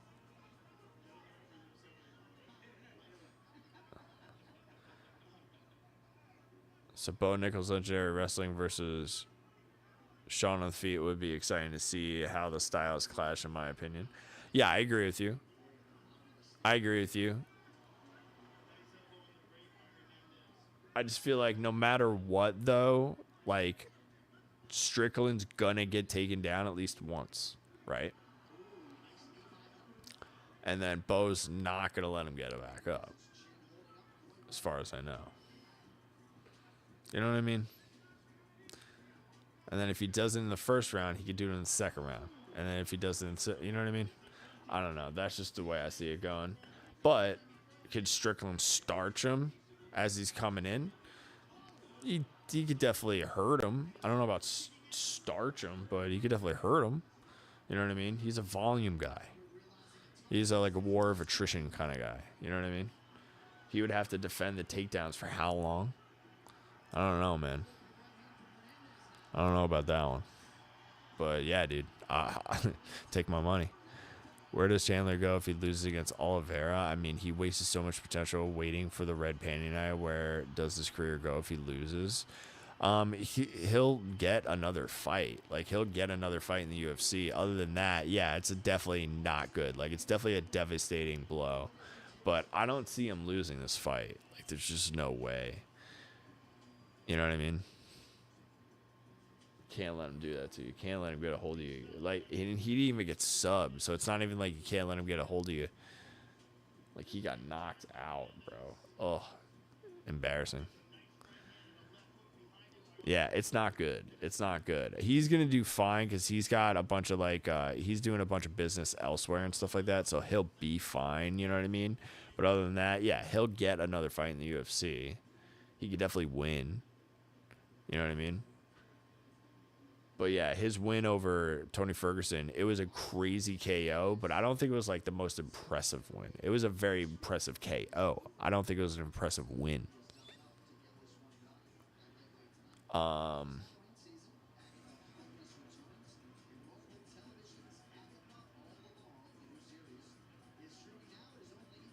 This fight against Dan Hooker, obviously legit, you know.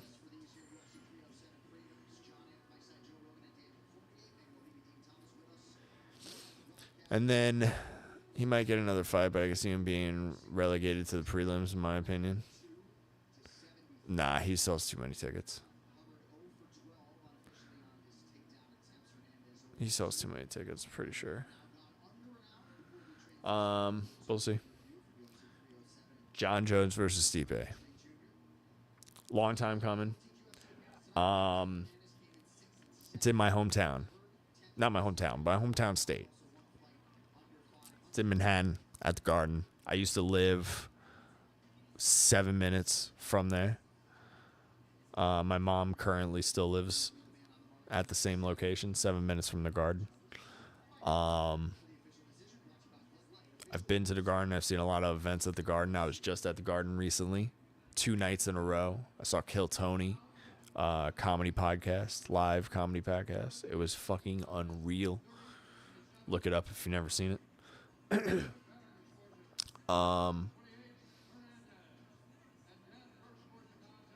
The tickets for that show. The fight I said that's definitely not going to go split decision. Definitely not going to go to a decision. Went to a split decision. So that sucks. Glad I didn't watch it.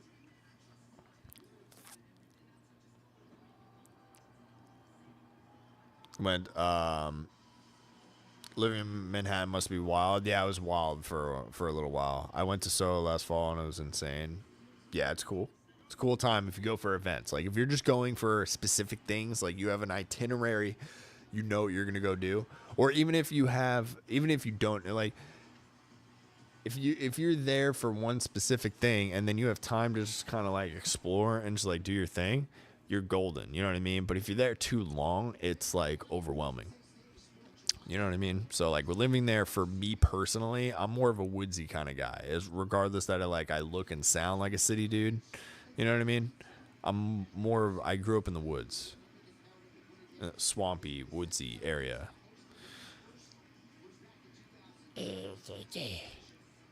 But yeah. The tickets for Madison Square Garden, 100%. This is the pre-order prices. The pre-order prices. I had the code.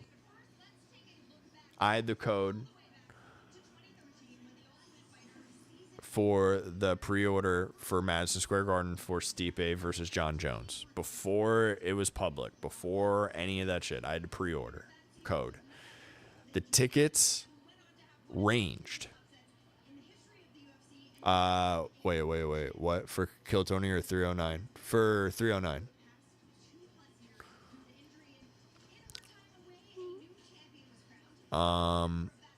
Yeah, for 309. I had the pre-order. I looked up the prices for John Jones Stipe, 309. The pricing was $610 for the cheapest seats. So that was just the regular asking price from Madison Square Garden and the UFC for that event. The cheapest seats in the house, which all the seats were available, but the cheapest seats in the house were $610 retail. Compared to Noche, $600 ain't bad. I don't know what the cheapest ticket was for Noche. I know they had a lot of there was a lot of invite, right? There was a lot of invite that came in, right? But they also sold tickets, of course. What was the cheapest ticket at retail price? Like the asking UFC price for that? Because it's the same company, right? It's the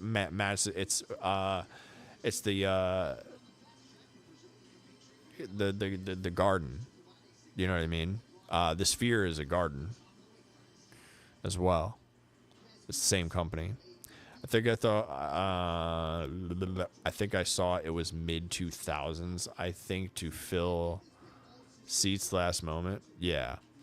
So the cheapest ticket pre-order available to the public, like for pre-order, but not open to the public. Not anybody else can get it unless you have the code from MSG.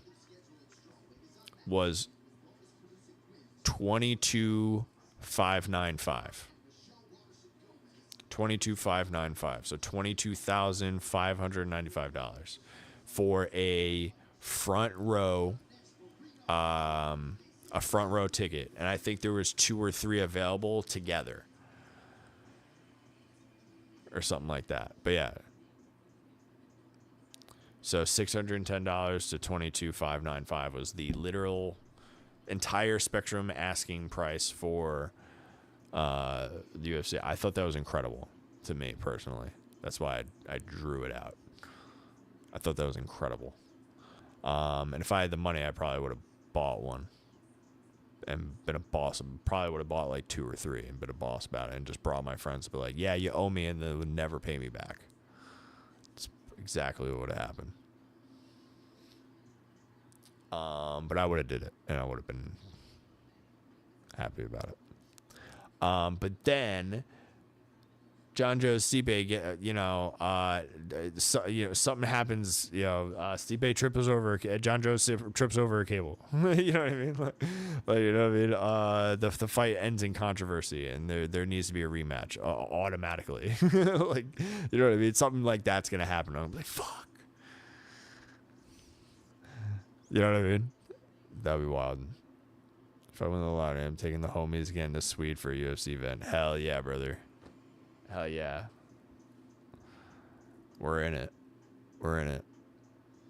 Like, I could definitely buy myself, like, I could have bought myself 2, 3 nosebleeds if I wanted to. Like, I could have bought 2, 3 nosebleeds if I wanted to and brought my homies, you know what I mean?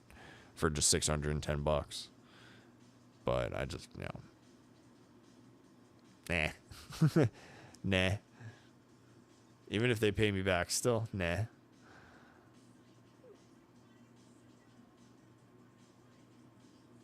I don't know, man. I picture myself every time. I'm like, yo, I could have been at that Long Island show. I could have been at the MSG show. I could have been at the other MSG show. I could have been at this show. Blah, blah, blah, blah, blah. I could have been at that New Jersey show. It's right around the corner. Blah, blah, blah, blah, blah. All this kind of other stuff. I picture myself being there, and like, I'm like, all right, I could have been there. I could have bought a ticket. What would I be happy with my experience? And then usually it's no, especially because it's in New York. Because New York, a lot of it, like, a lot of the doctors and a lot of the commission gets in the way of New York fights. So just like, I don't know, just New York gets plagued like a lot of stuff. So it's usually not worth it. That's why I'm saying if I were to have spent that much money on a fucking ticket, it would have been like, wouldn't have been worth it. U.S. Bank Stadium. So I'm a homer, but that'll never happen. U.S. Bank. I've heard of that. Is that new? Bank Stadium? Something like that? Somebody been saying?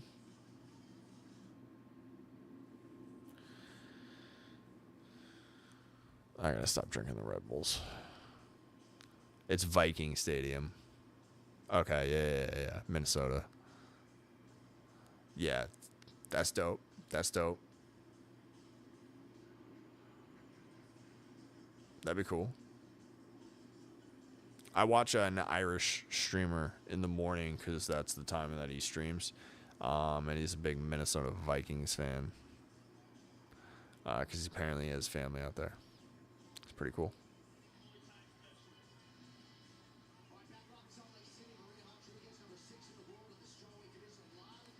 Here we go. Here we go. We are back live.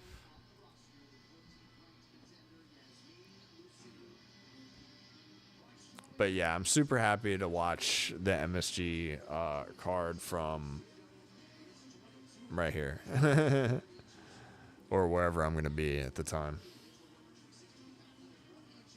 Could be in New York doing stuff, hanging out with Mama Dukes. What's your dream venue for a UFC card?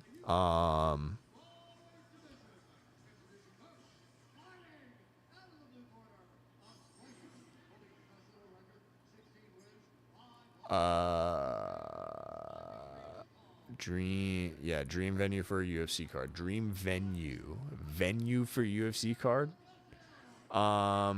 Coliseum, right? Or for you know what I mean, like fantasy wise, Coliseum, right? 100% has to be, right? Realistically,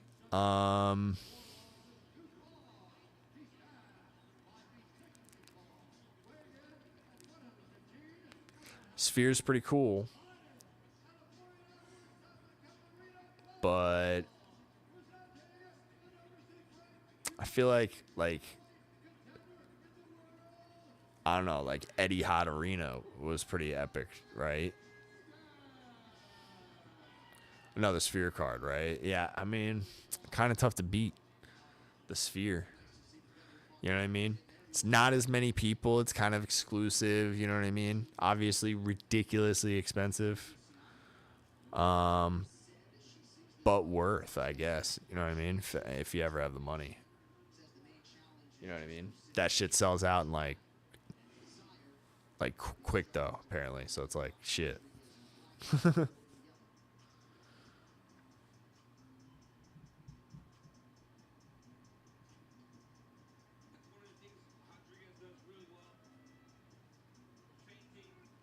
Marina Rodriguez versus Lucindo. Asian card would be cool, like Tokyo, Beijing. Yeah, I agree. Yeah, because I agree, because the fans get really freaking into it. Really freaking into it.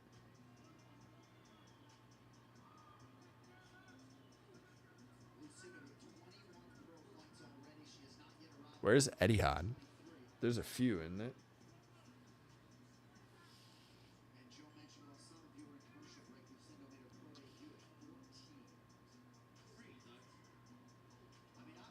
Abu Dhabi.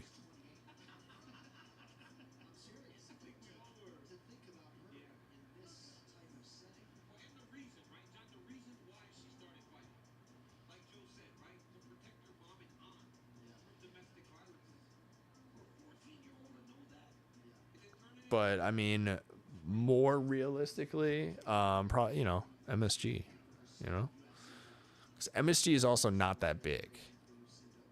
You know what I mean? It's actually pretty small. It's just, but that's also the kind of cool part of it is that it's so legendary. Just so many things have happened there. And obviously it's still updated, state of the art. You know what I mean? Like, and it's literally the people who run the Sphere. It's literally the same everything. You know what I mean? And like that's just kind of cool. It's like more of like the legacy kind of thing. It's more, it's more of, more of the Jordan. You know what I mean? Of the of the arenas. You know what I mean? It's about the story, about the legacy, about the history. But they're 100% modern, up to date. You know what I mean? Doing the most badass shit as well. But it's smaller. You know what I mean? And they can't make it bigger. So it's definitely more of an intimate kind of place as well. And there's a theater underneath it. People don't realize there's a theater underneath it.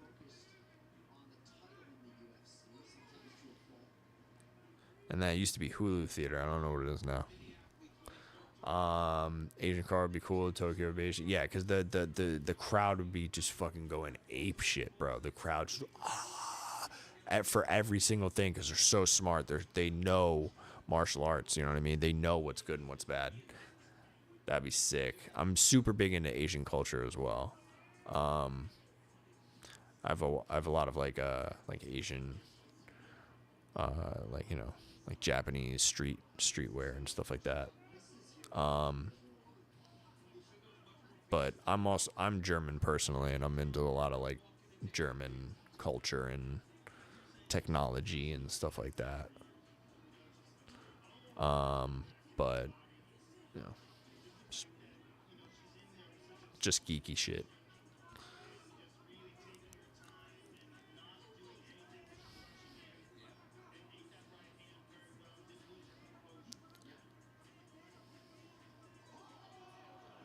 Oh, she got tagged. Lucindo got tagged. Number 6 fighting number 14, which is actually crazy.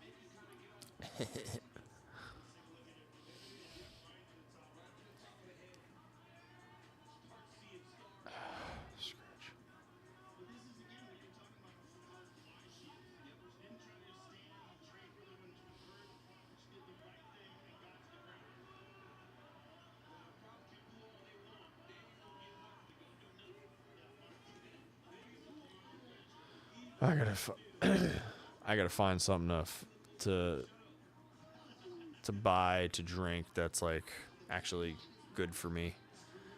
That is like lightly carbonated, I guess. I don't know, I need something spicy, man. I need my Kill Cliffs back, but Kill Cliffs are so freaking expensive. You ever have a Kill Cliff?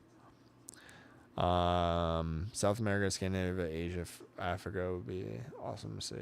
Yeah, all that stuff too. I agree. They're gonna do Africa, obviously. I think in 2025 is one of their big goals that they want to achieve. They obviously have a huge Asian market. And then South America, yeah, I mean, Mexican independence. I mean, Mexico's not, South America, but still. Yo, Brody. What? Yo, North Carolina. Yo, appreciate the join, brother. Hell yeah. You got the fights up? Let me know what's going on. Hell yeah, appreciate the joins, my man.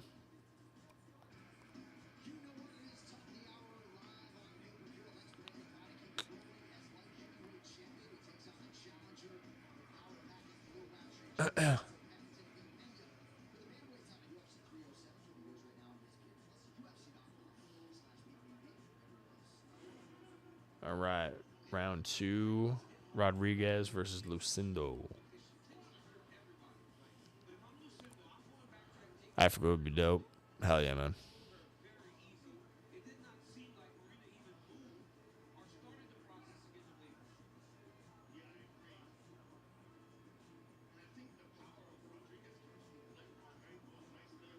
There's other links out there that you can try. There's lots of links. Usually the people in the chat of the link you're watching will be saying what's working in the chat. And then you could just use one of those.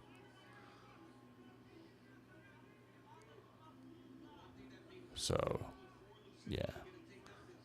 I would definitely keep at it. But, yeah, either way, we could watch together. But,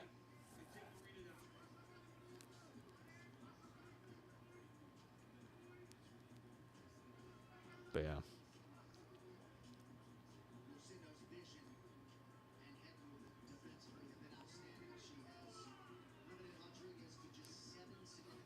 Rodriguez trying to hit this bitch.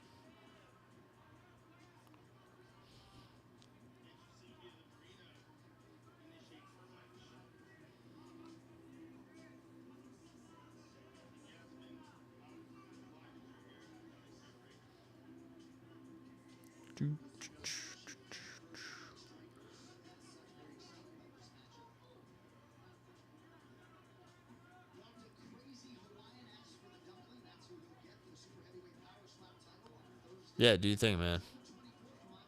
Yeah, just pull up, do what you gotta do.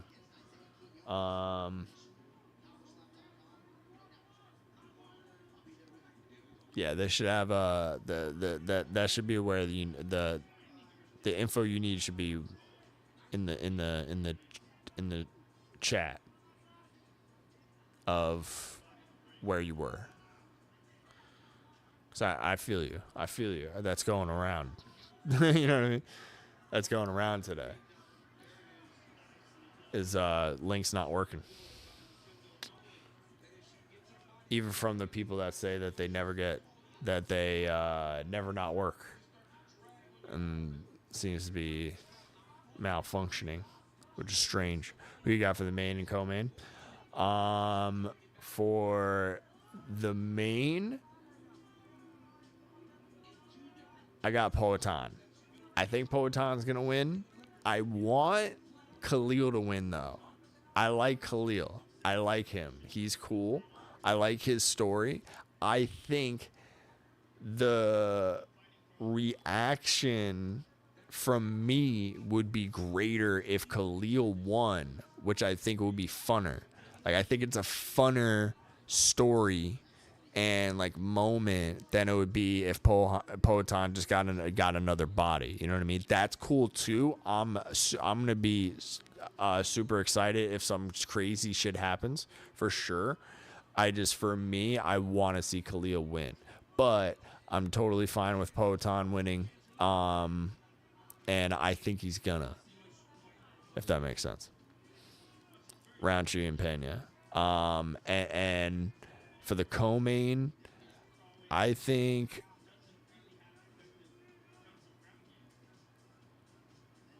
Juliana Pena gets it done. She beat Amanda Nunes when nobody else has.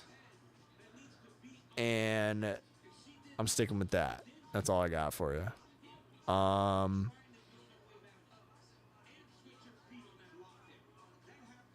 But yeah, I want to see a good fight. I want to see a good freaking fight with that one. Roundtree and Pena. Okay. That's who you got? Cool. Yeah, that's who I got. Sweet. With the Roundtree, you agree with the Roundtree story? Yeah, that you know what I mean? I'm a little different. I was talking to my other boy who I think left to go to the movie theater to go watch the main card. Lucky him. Yeah, I was telling him the same thing. I agree. I like the story. I like a lot of the history, the story. Like, I like to see, like, the progress, right? You know what I mean? The come up. You know what I mean? Like, I want to see that fulfillment, right? And Poatan he's done it. Like, he's badass. He could, you know what I mean? He can claim plenty more bodies, even if he doesn't pick this W, right?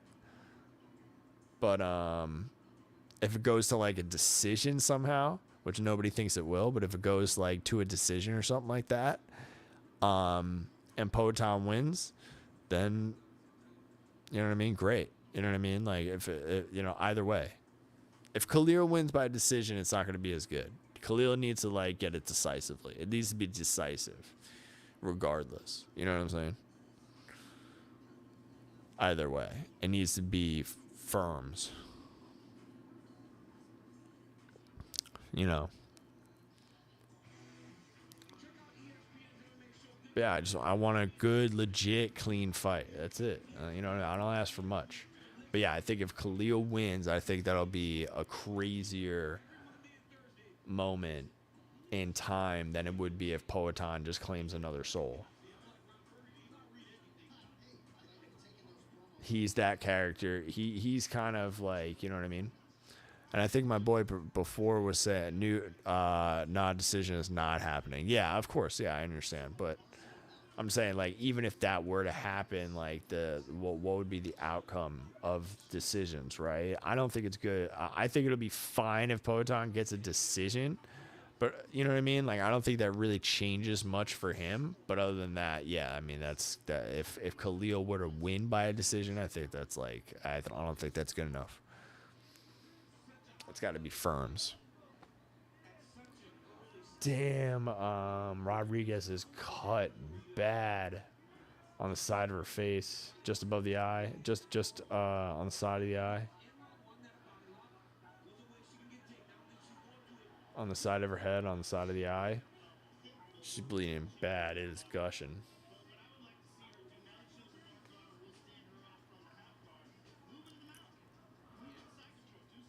They hit too hard. Yeah, I'm with you on that. Definitely no argument there.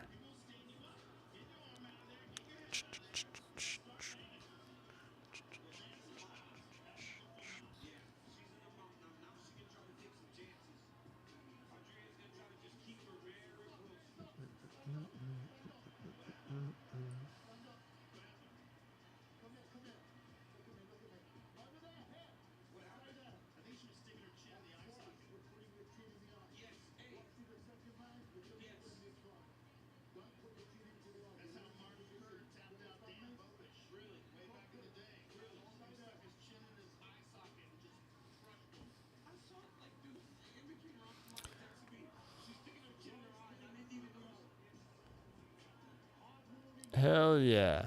We just reached an achievement on Restream. Hell yeah. That's what's up. Yo, appreciate you guys. Thank you for coming and hanging out and fucking messaging me up. Big mirror behind me. Why? Oh yeah. I got you. Yo, you'll find a stream, bro. You'll find a stream. I can't,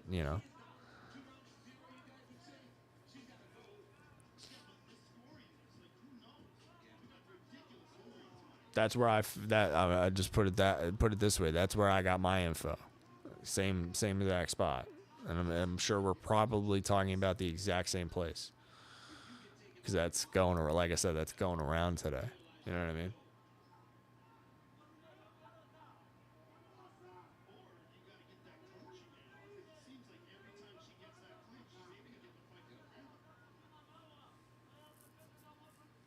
And then if you can't find it there, just go to Reddit. You know what I mean?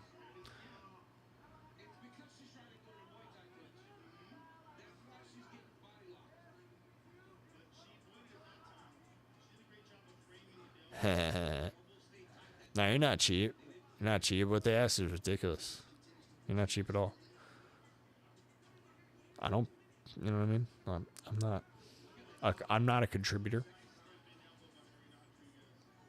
I don't have that to spare for this.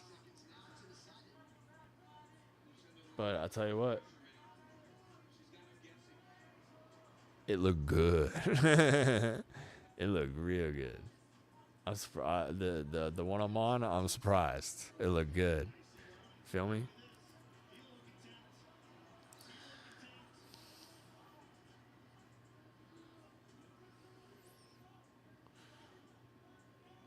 Oh, she's going for a heel hook. Lucindo. She's Rodriguez defending.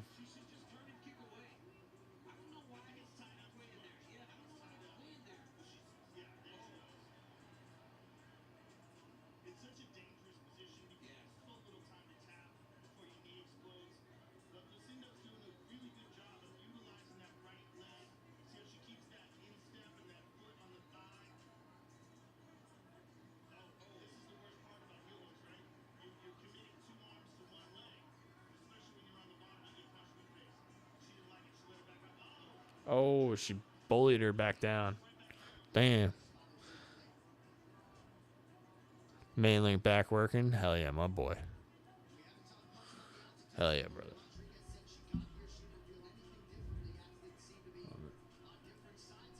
This one's doing me just fine, unfortunately, so I'm just going to stick with this. Honestly, I think this one looks a little bit better than the one I usually use.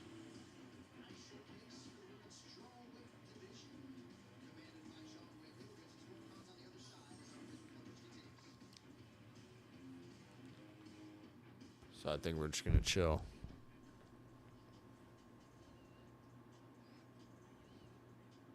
You can only watch one thing at a time? You don't have to. You know what I mean? You gotta do whatever you gotta do, brother. Brody, man. Brother Brody. Can't watch two things, you're on a phone.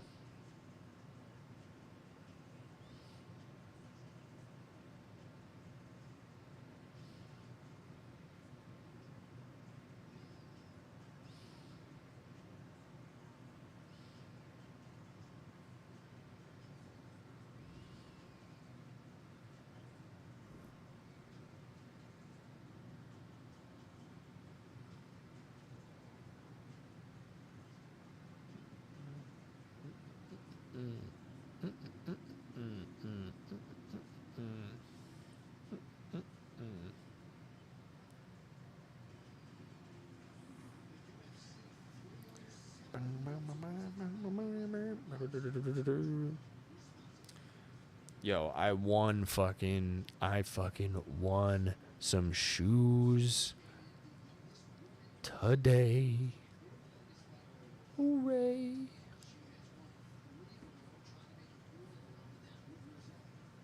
I got them yesterday. I don't know. I don't remember.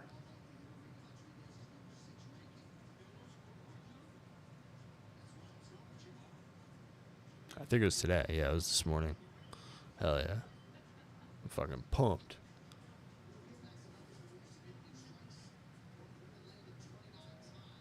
Pumped about my dunks. Never had a pair before. I'm pretty excited. Pretty cool pair.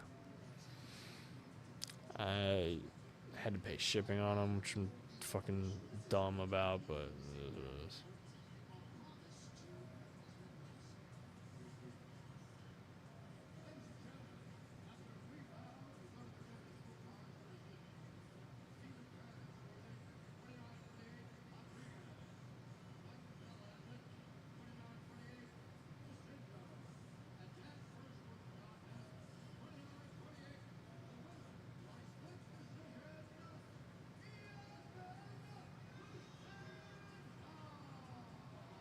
Yasmin Lucindo got the decision. Not good. We don't want decisions, man. God damn.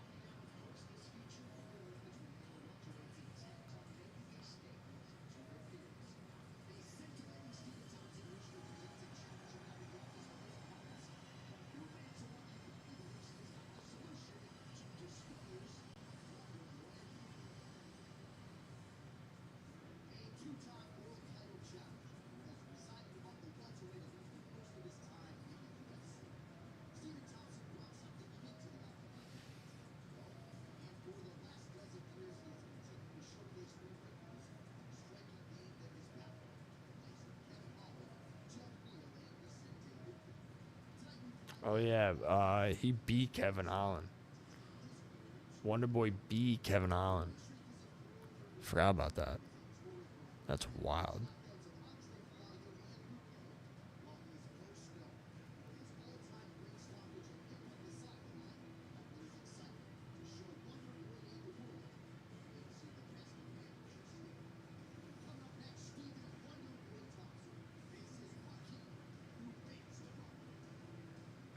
Damn, that's a crazy fight. Wonder Boy versus New Mansa. Damn.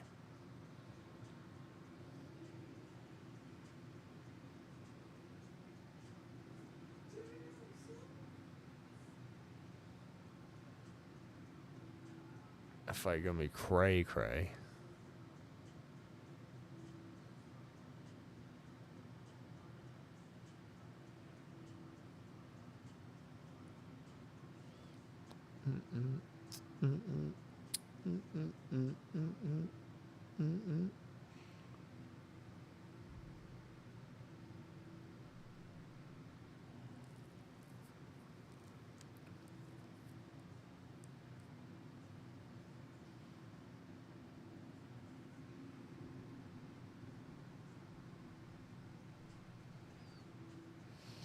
Main card starts at 10, so this is the last fight until the main card.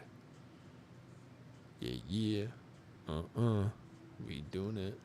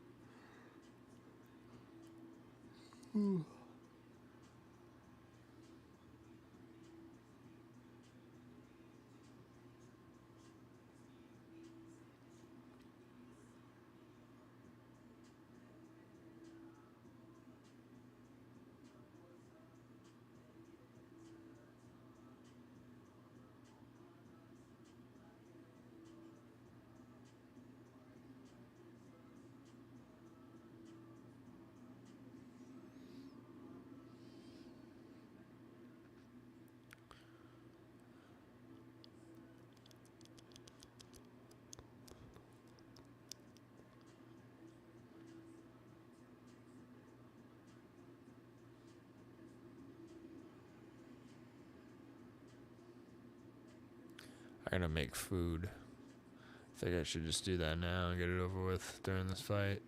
That way I could be just chilling for the main event, main card. Just get it over and done with.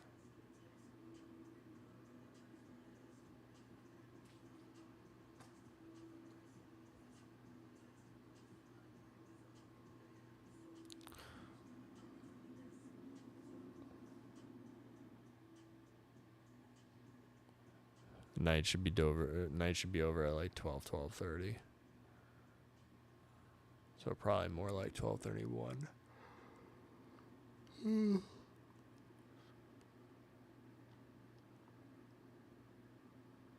That's probably what I should do. I'll be right back.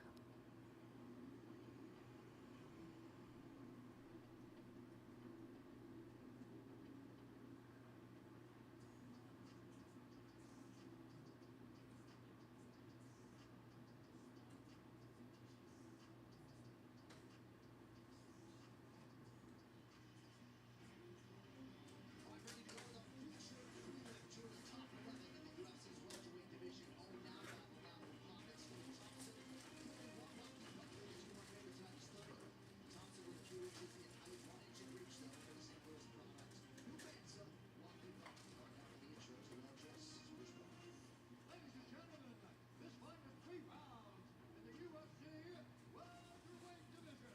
Introducing first, fighting out of the corner. A big artist holding the best little record. 19 wins, 6 losses. He stands like in Genesis Hall. Weighing in at 170 and 1/2 pounds. Fighting out of St. Louis, Missouri. Yeah.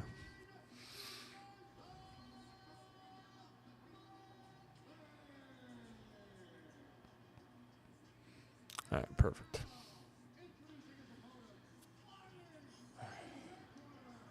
Let me go grab Jelly Burger.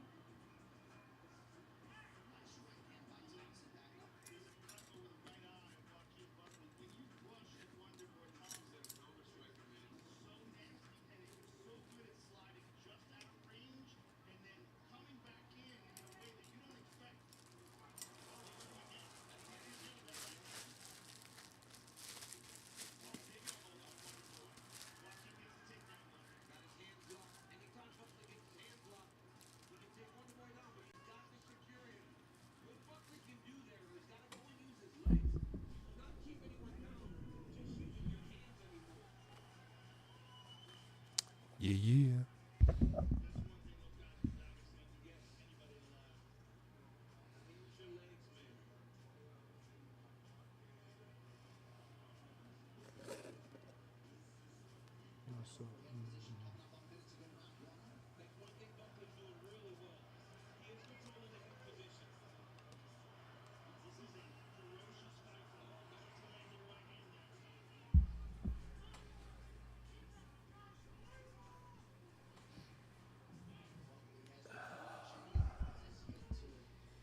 Striking range consistently. He's landed just 6 times.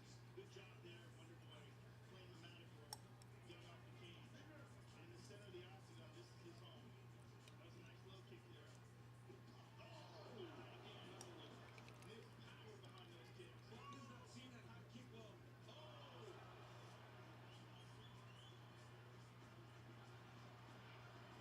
That was a good takedown defense. Nicely done by Wonderboy.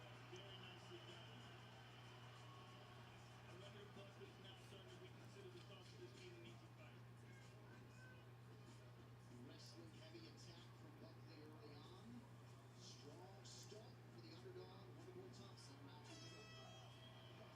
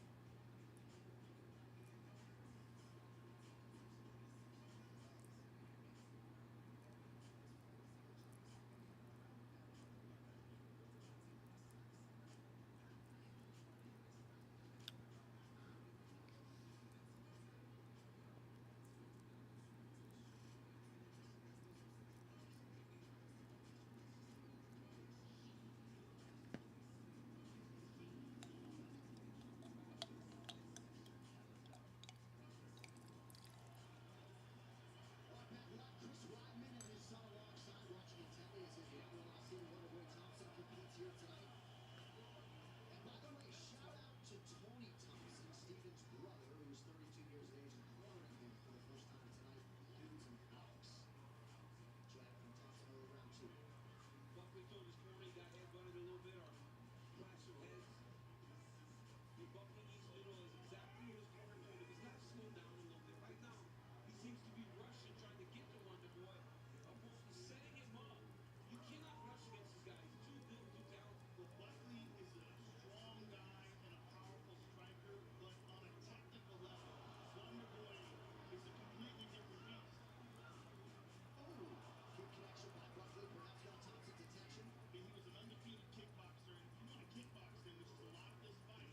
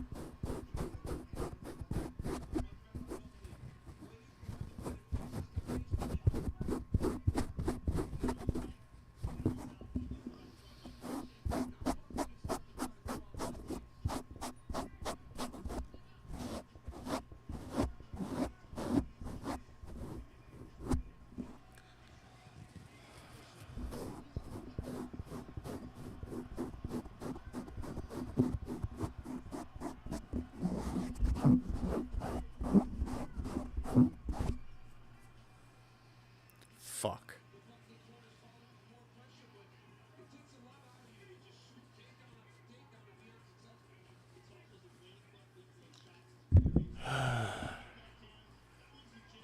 I hate myself.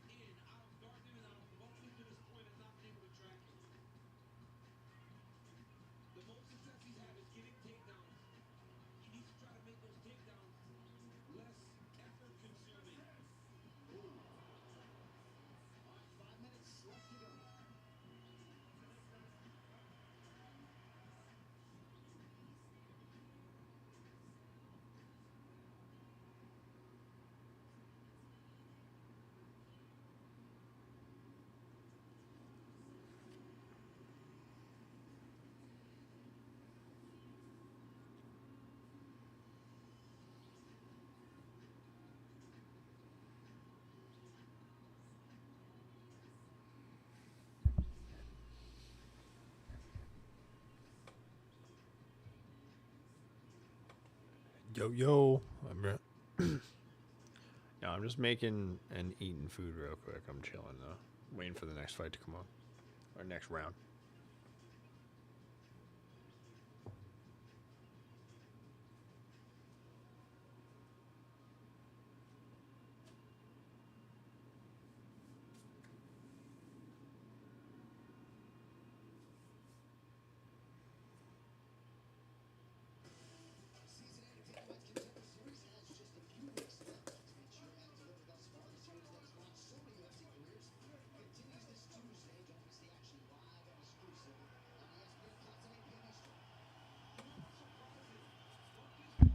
Yeah, yeah.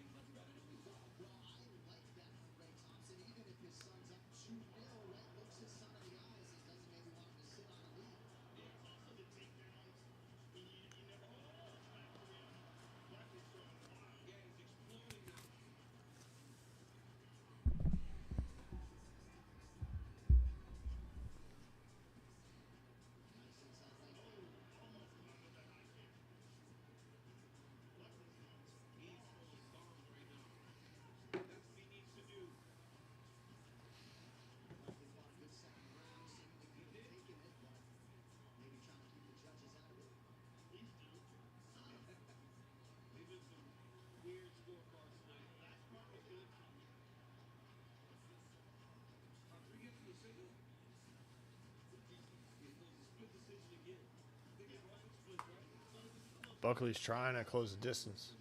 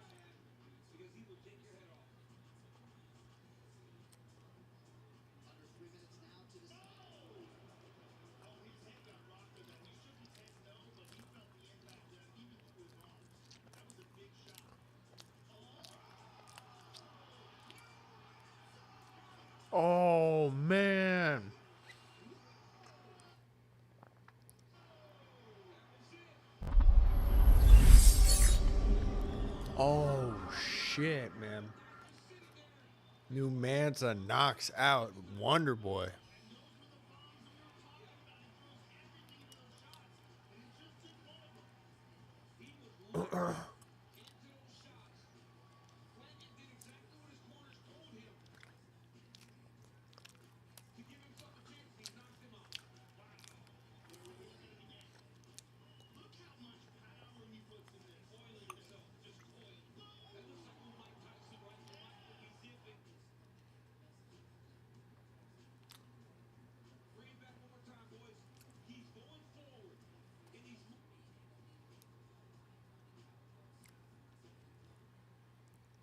That's crazy, bro.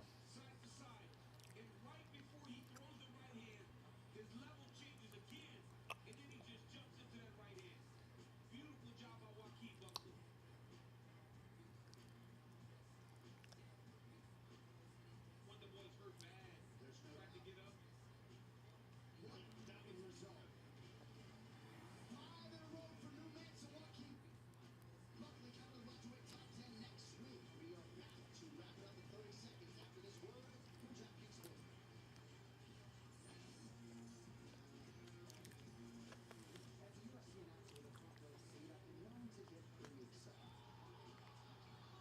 And with this latest DraftKings offer, you can too. New customers get 200 instantly in bonus bets when you bet just $5. Now you're feeling it. Download the DraftKings Sportsbook app, sign up with the promo code, and get 200 instantly in bonus bets when you bet just $5. The crown is yours.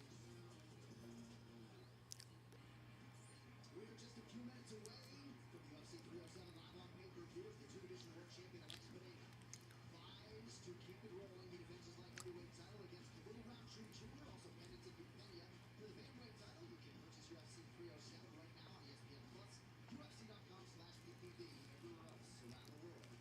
To make this one official is Bruce. Ladies and gentlemen, referee Michael John has called a stop to this contest at 2 minutes, 17 seconds of round number 3. Declaring the winner by knockout, Joaquin Numanza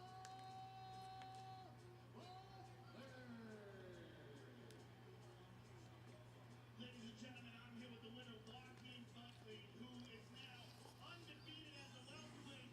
Since you have made the move to 170, you have been a force, sir. Yes, sir, man. We just knocking out all the noise, all the distractions, man, and we going to work, you know what I mean? So, yeah, we coming for that crown. Let's get it. This was for sure the biggest win so far of your UFC career, and such a spectacular win it was. Give us your thoughts on the type of opposition you like to face next. Now, I'm glad you asked me that. Look, I feel like I need to fight one more before I fight for the belt. And I love the law, man. I'm going to let you handle that with Sean Hot.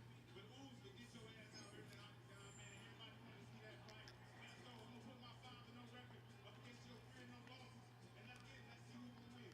Congratulations, sir, on a spectacular performance. Joaquin Buckley, ladies and gentlemen. DC, your thoughts on the call-out? Kamaru Usman, not bad. I was hard on him when he called out the last guy. This is a fitting call-up. I think this works, right? Because now he just beat a guy that fought for the belt. Now you call a guy that was once a champion to try to earn your opportunity. Touche, Joaquin Buckley. Good for New Mansa called out Kamaru Usman. That's pretty crazy. Criticizing his coaches or the way he puts his staff and his team together. But he could have been down 2-0, and the way he approached that third round was that he needed a knockout, and he got it. He'll be in the top 10, and nice job on the boss man. Pointing us to that one if you don't know how you know. All right, 7 fights down, 5 to go. Coming up top of the hour on pay-per-view. That includes the King of Rio, Jose Aldo against Mario Bautista. That'll lead into the 2 title fights, Pennington Pena and Alex Pereira in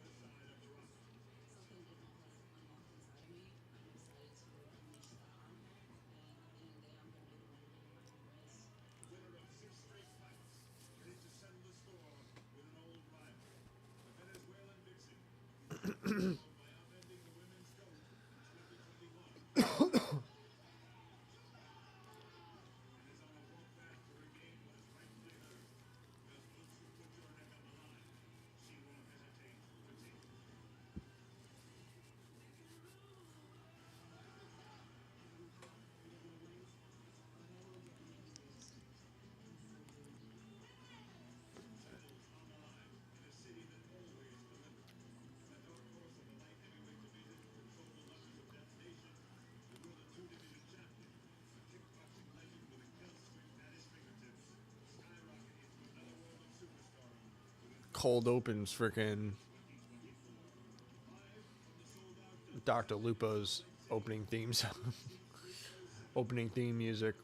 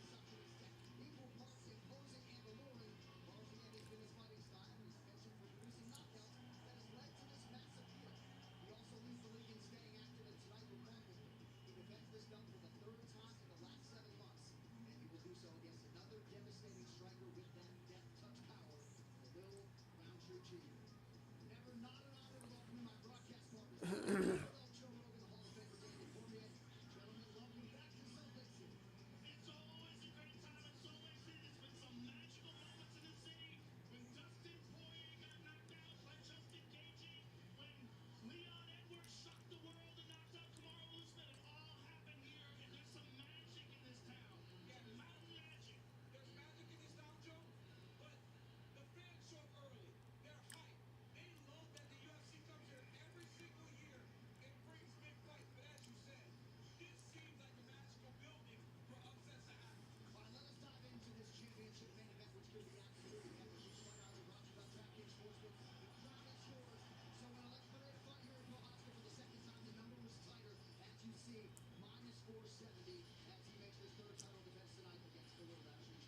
No one has risen to the top so quickly. There's never been a single fighter that has won 2 divisions and become the champion so quickly. This Amazon warrior who has power that is just otherworldly and such a talented and technical striker, so different than anybody else. And the consequences of making a mistake against this man are so great because his power is unparalleled. He is the most Who's fucking ready, man? Let me know what's up. This shit's gonna be crazy.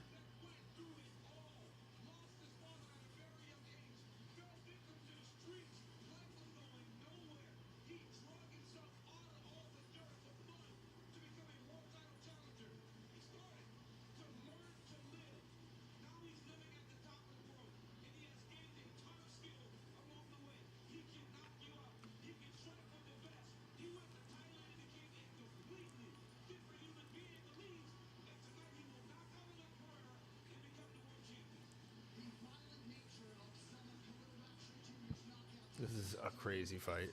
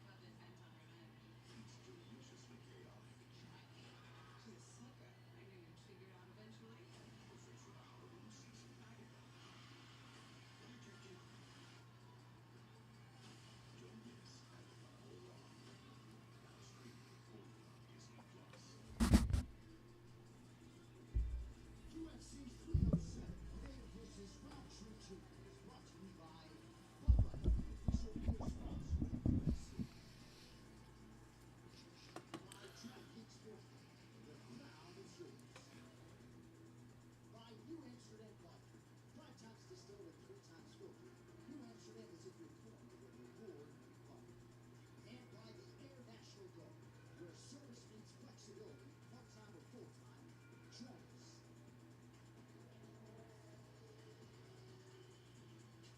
At altitude, at elevation, both acceptable in terms of the phraseology. We are north of 4,200 feet above sea level, less oxygen, perhaps a factor for some of our pay-per-view athletes tonight. Well, moments ago, the men on the marquee made their way to Delta Center, and the moment has arrived. For the number 8 ranked light heavyweight contender, Khalil Roundtree Jr. A few years ago, he had lost 3 of 4. Now he has reeled off 5 successive wins, 4 of those by knockout. And John Wood in his corner believes Roundtree Jr. will find the knockout run here tonight. From a late sport career as a crew, he grows as a striker. He is out to prove as much here tonight. He has shaved off the biggest no-no spot in the octagon, and he has bruised alongside a man who will try to make it 3 straight successful light heavyweight defenses in just 7 months. All right, lot of gums flapping at the press conference between the big bantamweights. We kick off your night and the mini tournament right here at New York. Well, Kayla Harrison played the focus on fighting for the heavyweight title, but you don't have to tell her first things first. And Brazil's Catherine Vieira is not so quietly waiting in the wings in Jackson on Plains 4. To the surprise of a precious few, it took Kayla Harrison just 1 fight to smash her way into the bantamweight top 5. Now the decorated judoka wants to follow up that spectacular UFC debut by cementing a shot at the world title. And she plans on doing just that against the fighter 1 spot ahead of her in the ranks, Brazil's Catherine Vieira. I think the division is exciting because I'm here now. I think when Amanda left, there was a hole, and I've got big shoulders and I'm ready to fill it. Assim como ela quer ser disputa cinturão, eu também quero. Eu acho que ela quer a chance pega em dupla. Então ela vai ter uma missão muito difícil pela frente dela. Ela não sabe o que está esperando ela hoje à noite.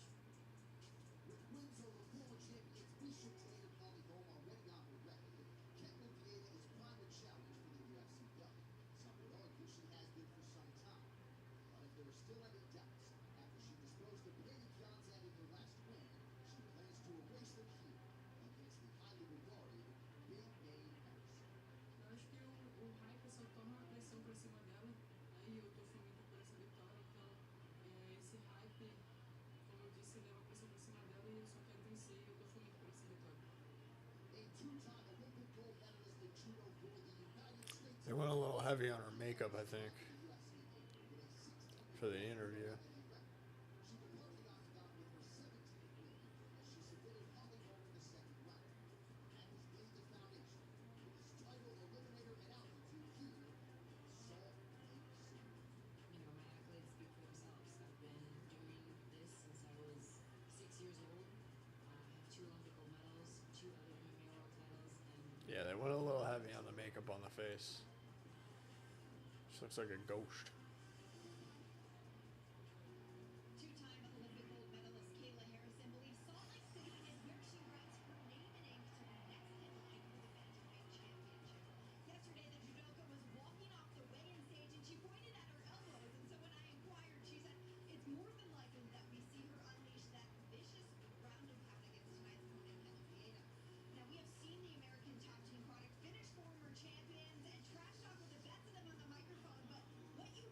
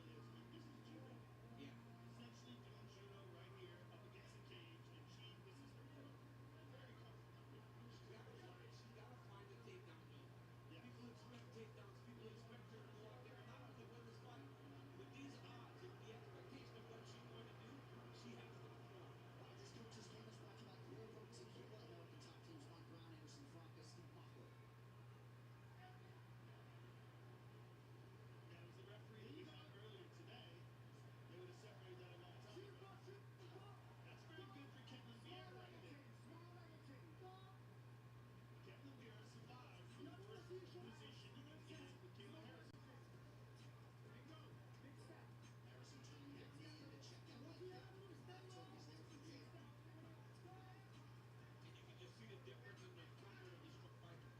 Yeah, oh, that was a good body kick there by Caleb.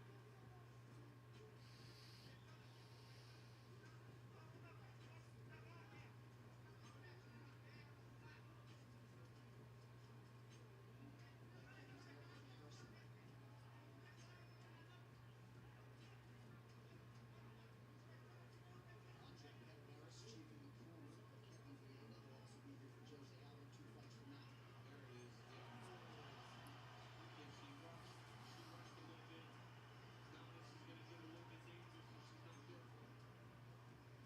Farmer Kettler going to her back.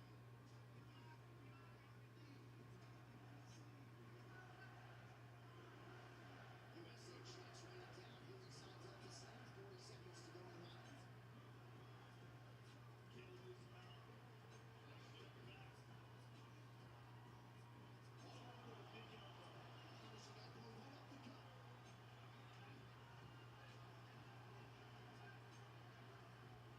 Damage being inflicted right in front of Vienna's corner. Oh, she is just manhandled. Yes. Or woman handled. Yes. I mean, look at her.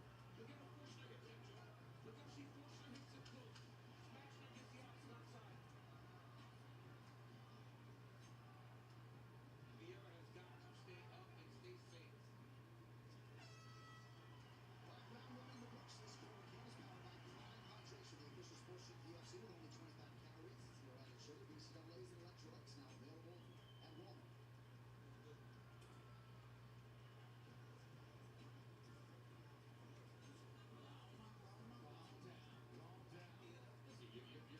you're full strength right now. Okay? Calm down. Look at me. Look at she only takes a shoe up. Put her level. Okay, now watch out. Relax, Just take a big breath. Right here. Keelan ran a very nice kick to the body there. There's a left hand first takedown. Look how beautiful she accomplished that. And on top, just dropping elbows down. Full control once she got the fight to the ground. Just flow from bounce and back control. A new episode of the Emmy-nominated series Year of the Fighter is streaming exclusively on UFC Fight Pass as we examine one of the greatest fighters of all time, George St. Pierre, who rose to MMA Mount Rushmore status by dominating the UFC's welterweight division. Stream that brand new episode after UFC 307 tonight. Round 2, Kayla Harrison in black, Kevin Viena in blue. After the end of that first round, Kayla Harrison, I am trying to close this fight because round has a. That was easy control for a grappler of that level. The difference in strength and skill in the ground is just so apparent. Yeah.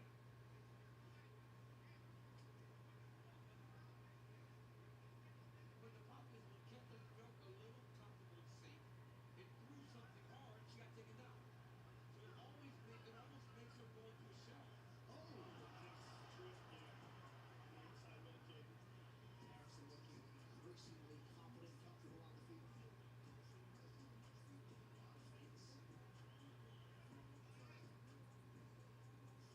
Buffer.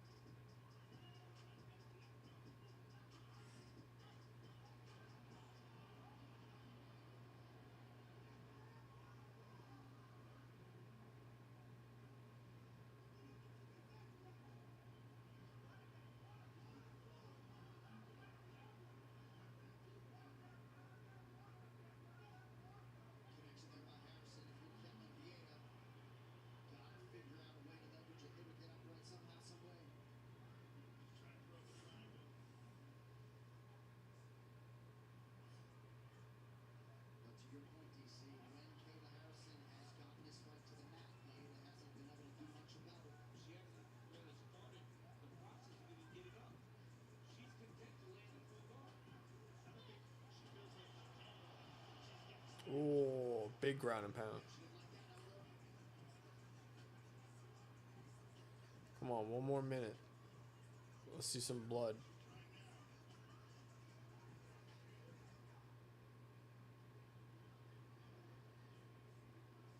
Mikhail's just so good in top position. Getting down that right arm now, attempted to. But look at how easy she moves positions. Here's the tear that protected the air now. Oh, big shots now by Kayla Harrison. Raining down from the mount. You know she wants some punctuation, landed the elbow there. She was looking for the arm triangle there briefly. Once this fight got to the ground, man, it was a different fight. She can armbar here. I just don't know if she's willing to give up the position.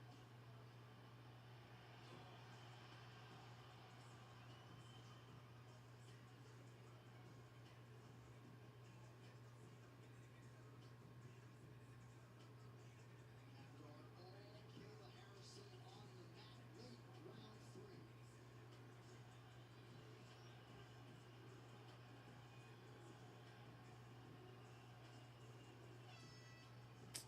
Alright, so some challenging moments, but Kayla Harrison welcomes Kevin Vieira to the feet.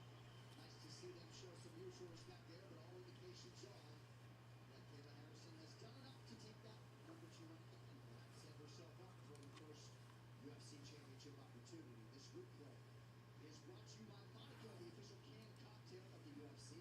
2 shots in every play. Right here, you see Kayla Harrison left hand with a beautiful takedown early. Dominant to end round 1. Inside leg kicks were very good. Kayla Harrison did another left hand. Right good shot. Nice elbow and tight by Kayla Vieira. Here's the takedown in the 3rd period. Takedown by Kayla.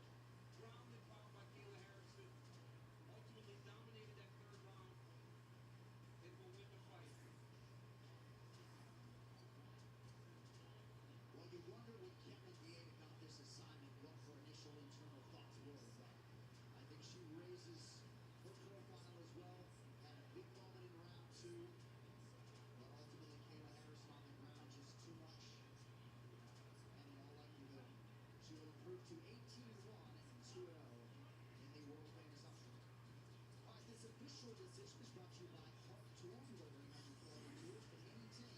Your home, yard, and car, available at Walmart. Here now, here's Douglas. Ladies and gentlemen, after 3 rounds, we go to the judges' scorecards for decision. The judges score the contest 30-27, 30-27, and 29-28 for the winner by unanimous decision, Kayla Harrison.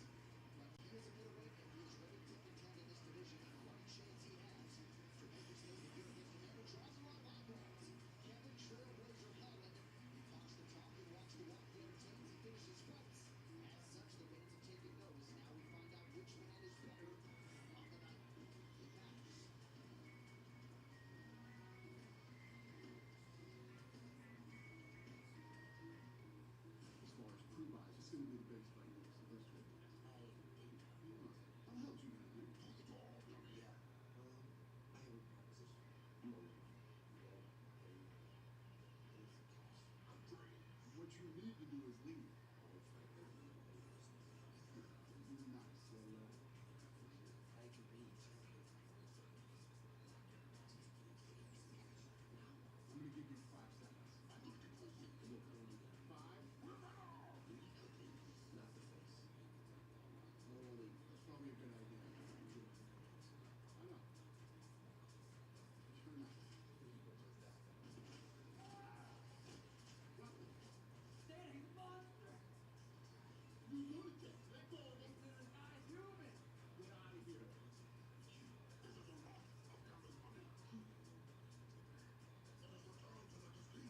Hit it, freak. UFC 307. Later versus Roundtree Gym is brought to you by FOLLOWEEN. By Hostage Tape. Don't let the accidents hold you hostage. Hostage Tape, official speaker of UFC. By Winner The Last Dance. Starring Tom Holland. Exclusively in movie theaters October 29th. By Aerosmith. Athletes like UFC fighters facing unseen So stupid. Oh my god, that Venom commercial was so bad. The worst actor in there was Sean.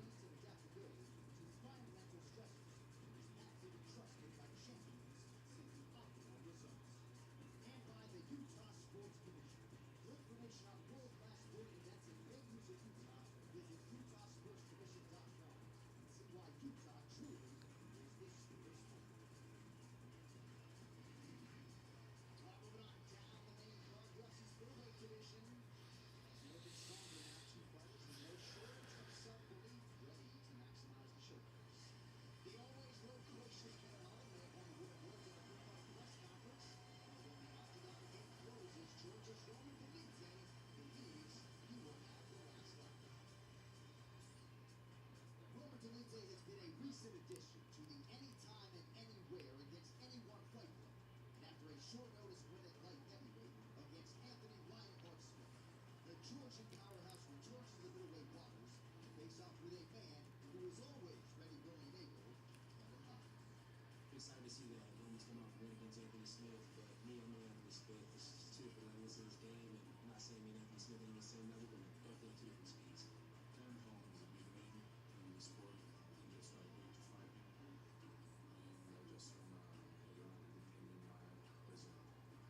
Back in 2022, Roman Dolidze arrived with 3 successive bonus-winning knockouts of Kyle Daukaus, Bill Haas, and Jack Dempsey. And 2 years later, he's in the top 10 and closing in on a place in the title conversation. Should he keep stacking wins? I know so much fights for decision. And that's why I will just be waiting and it's enough to finish this fight early. One of the UFC's most popular competitors across 2 flyweight divisions, Kevin Holland recently secured a submission of a recall exchange at UFC 302. That was good for his 13th UFC win and 8th career UFC bonus. As such, he's decided to stick around in middleweight for another key matchup. This one against the opposing quality Dolidze. Man, it's been 4 or 5 months since I got a performance bonus. It's also at the end of the day.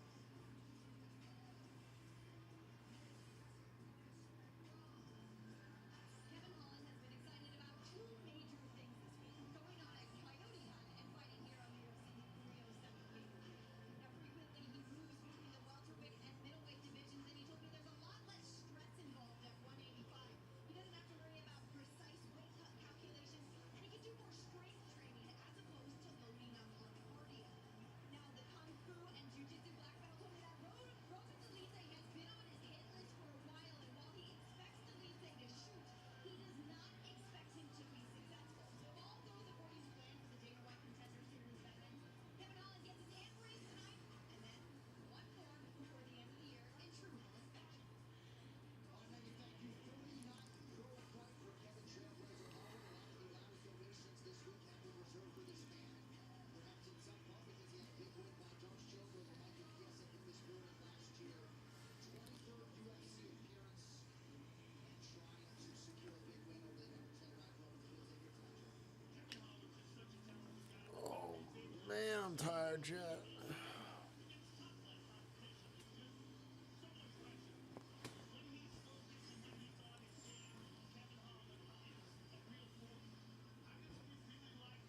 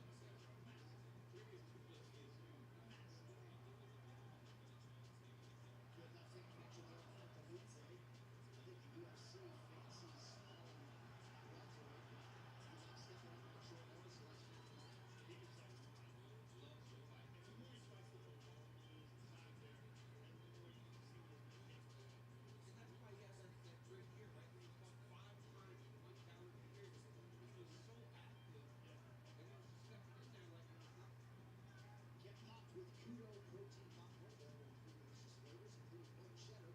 Get it now on Amazon with free shipping for Prime members. Kevin is throwing, man. He's got knockout power at any weight class. Certainly, look at his KOs at 85. Knocked out Jacare from his back. Knocked out Joaquin Buckley with one punch. Yep. A lot of that, it does stem from what he felt in the Michael Benavidez fight. He wasn't able to find him. He was a little too slow. Doesn't everyone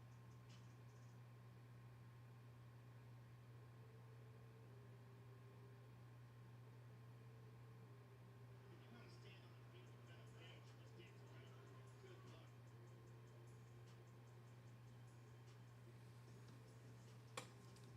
Yeah, it's not gonna. But Joe, this has been the problem at 85. Benavidez lines. Right. It's when he gets taken down, he kind of gets smashed there, stuck. Because there's so much bigger. With him naturally. Following 5 rounds with Marvin Vettori and Derek Brunson back in the day, he has faced the likes of Hamza Chimaev and Darren Allen. A lot of these guys still struggle to put it away.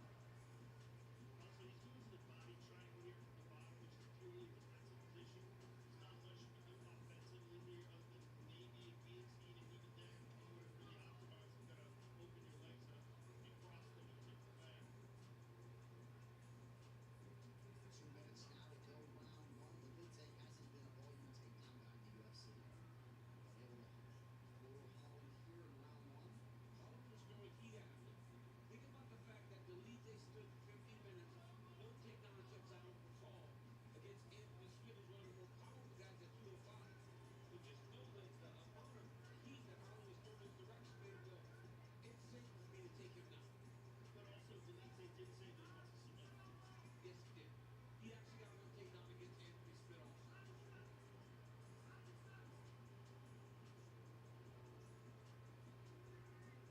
But if he wants to do something here, he's going to have to pass the guard. He's going to have to get out of this position. You know, Kevin is very good defensively off of his back, very smart and keeping the posture, very long, yeah. And he's really stifled any legitimate ground and pound attempts. You know, the thing I've seen recently, that these fighters, they get into the full guard, they feel safe. And they prefer to just keep this position opposed to advancing and trying to find a way to finish it. Holland went there for an armbar. I think he might have gotten injured. So what happened? What happened? It looked like maybe he got kneed on the face. What happened is, Something happened. Herzog trying to get some sort of verbal acknowledgement from Holland, who's trying to stay in the fight. Well, he's blocking he's it. blocking and moving. He's blocking and moving with Delite's on top of him. Yeah, but you can't stop the fight when the guy is blocking and moving because there's nothing else you can do from this position. Like Delite's dropping down somehow. This is the responsible thing to do. That's a good one. That's a good one. He's getting hit with big shots. Big shots. 10 seconds to go. Feels like maybe a sure some sort of injury. Holland hanging tough. And he will survive. It's a rip. This corner kick is powered by Prime Hydration, the official sports drink of UFC. With only 25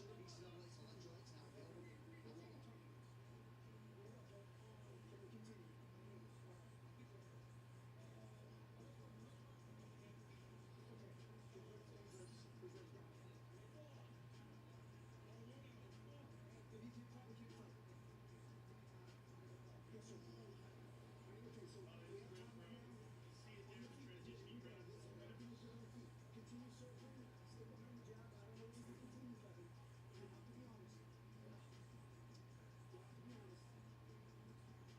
Coach should make this call. He shouldn't let the fighter make the call.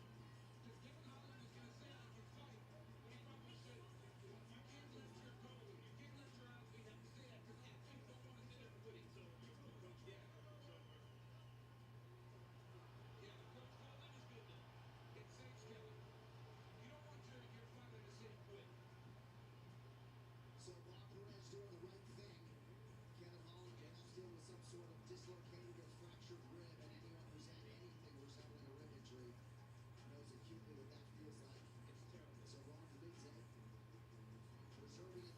his number 10 ranking and gets it done by TKO. Hey, you know, people booed on that because Robert Elite created an action that made Kevin react and respond, and his whip came out. Right here, you see Kevin try to roll to armbar, I believe. Yeah, when he went armbar, if the Elite passes, yeah, oh yeah, he just twisted. Sometimes it happens in just random situations. He just twisted, and the rib came out. That is so painful. Oh my goodness, it's painful. So a disappointing result to be sure for the fan favorite Kevin Holland, but Forward Elite getting it done. With one of the bigger wins of his career, now being awarded with his Jiu-Jitsu black belt by official decision. Is brought to you by Arm Tools with over 800 quality tools to maintain your home, yard, and car available at Walmart. Here's Bruce. Ladies and gentlemen, at the end of the first round, due to injury, Kevin Holland could not continue. Therefore, referee Jason Herzog has declared the winner by TKO Robert Elite.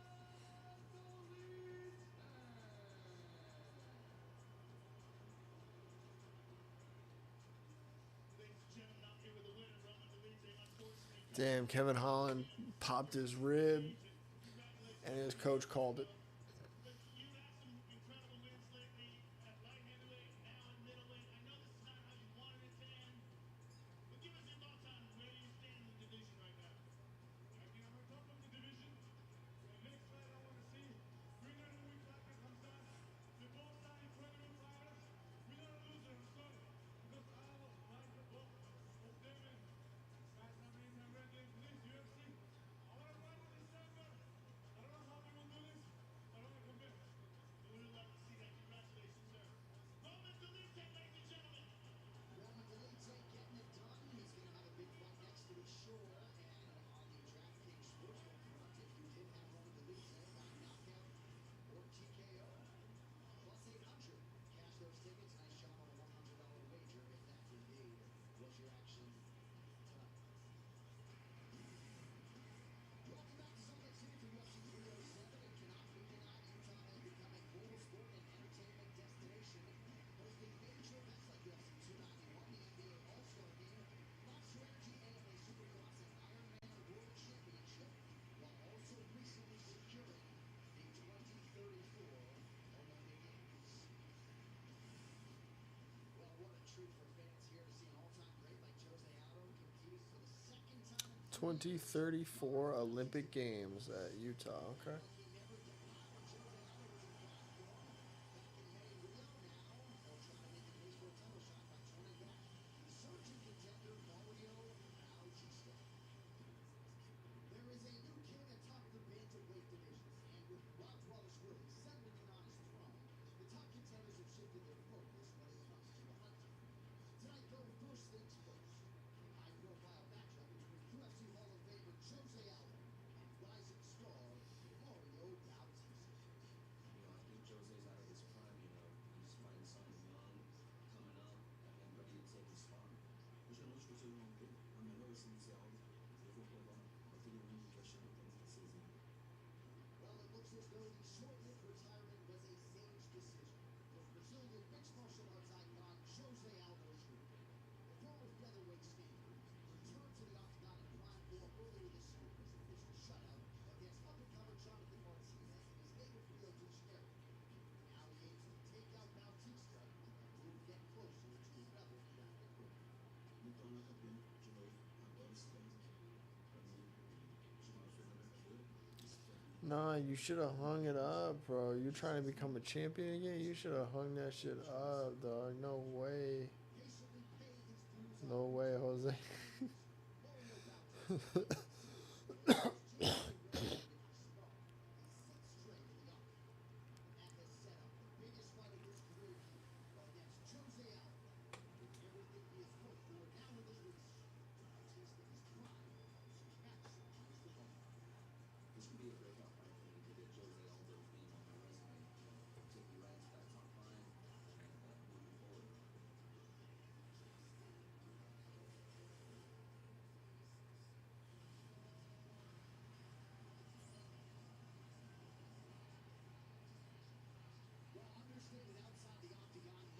understated about his in-octagon performances of late. Joe, the under 11 ranked athlete contender Mario Bautista, forged by the MMA Lab sparring room and the sparring Saturdays, and he has stuck to his own coach, stayed true to himself, and a big fight materializes here tonight. So he's 5 on a 6-fight win streak, and it feels like he's in his prime right now. 31 years of age, really coming into his own inside the octagon. He's a real experienced veteran. He looked outstanding in his last fight against a very talented looking smaller. He feels like this is just a tremendous opportunity to get one of the all-time greats in Jose Aldo. How he plans on making the most of it tonight. All right, these keys to victory are brought to you by the Air National Guard. Serve your nation, serve your state, serve your way. Daniel Cormier, your keys to victory for Mario Bautista. Mario Bautista needs to control the range of this fight. He cannot be too close to Aldo, or he can't be until the start. He's got to be all the way in, or he's got to be all the way out. He cannot stay in the middle range where Aldo can pick him apart with leg kicks and with that tremendous boxing. And he's got to set the pace. Aldo will be the more technical guy inside the octagon, but if he makes it chaotic, if he makes it hectic, he can get to Jose, secure the takedown, and possibly lead with the biggest win of his entire career. We talked to Bautista about that Aldo aura, and he said, "I certainly better overhype him early on." But as the fight continues, Bautista believes he will impose his will and prove that he is a more prime fighter here in 2023.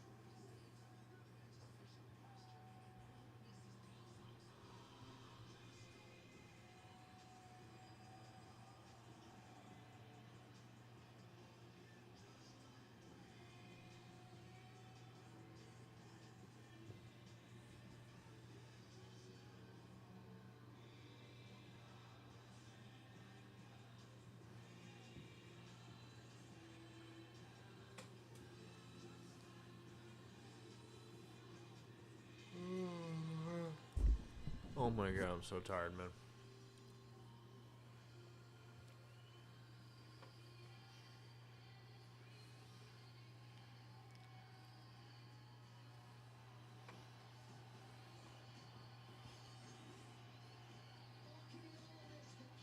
The Rio de Janeiro former two-time UFC featherweight champion and 2023 UFC Hall of Fame inductee Jose Aldo Jr. DC used to be a little bit starstruck around this man, but there's no denying how clear his intentions are. He is back to become the undisputed UFC heavyweight champion, ready to put up Mario Bautista. He wants to be a world champion again. Doc, the only time I tell numerous times, I go, when Jose Aldo walks into a fighter meeting, all you hear is chairs sliding against the floor because we're all trying to stand up. We just get starstruck by this dude every time. He's special, man. He is one of those guys that has been around for so long, has fought the best, has won against the best, and today he looks like he's as good as he's ever been. He looked tremendous in Brazil and says now he wants to be a world champion again. Dude is still all the way through. Aldo who gets that. Yeah, your keys to victory.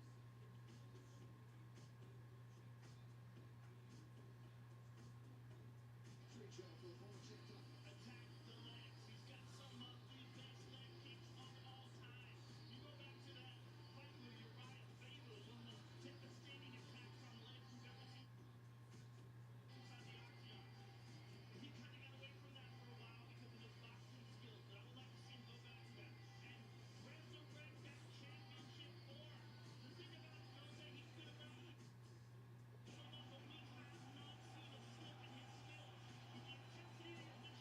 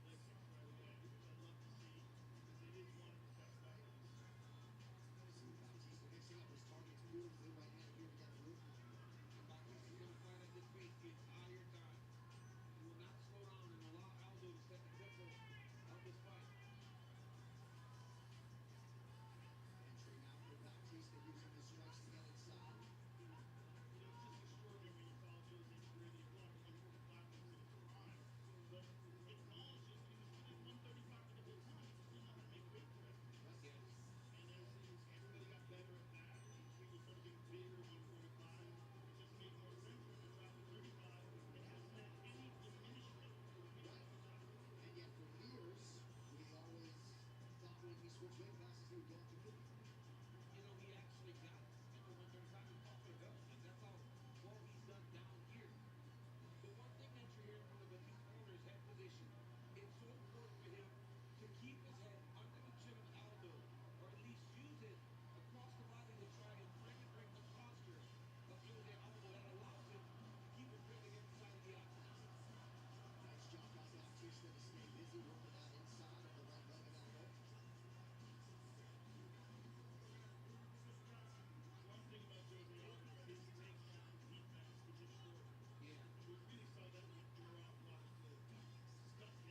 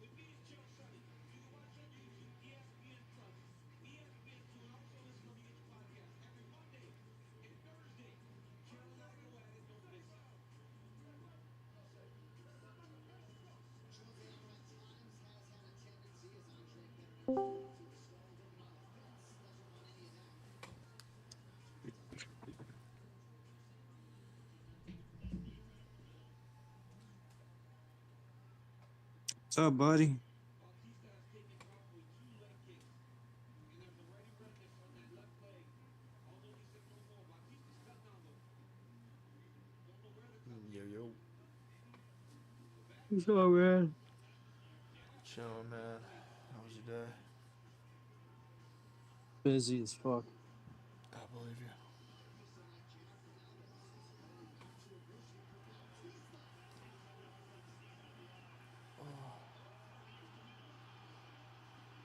I'm assuming just like your day yesterday. Busier. Copy.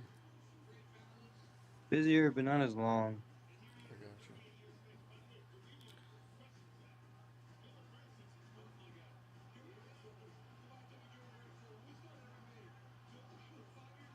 Yeah, I was out. I was out from 8 to 10 yesterday. Yeah, I was 10 to 10. I was out yesterday. And then I went out and got a couple beers. I was in bed by like 12 o'clock, 12:30. Yeah, I got lunch, but that was about it. And yeah, I hung out till about midnight, and I just closed up shop. Yeah. Just got to sleep. Oh, that was Thursday. Yeah, Thursday night. Thursday I was dealing with Destiny turning off all the shit.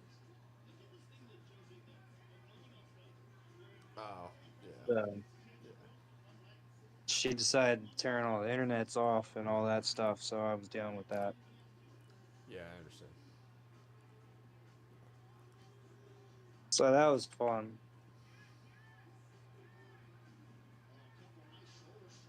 Yeah, and then that was Thursday. I just got to sleep early. I had to wake up early to go do. I had to do a new Target store opening on Friday. I had to be up at 7:37. So I just fucking went to sleep early on Thursday. And then Friday I just went out to lunch. I got done around like 10:30. I got home, and then I just fucking made some peanut butter and jelly and did my thing.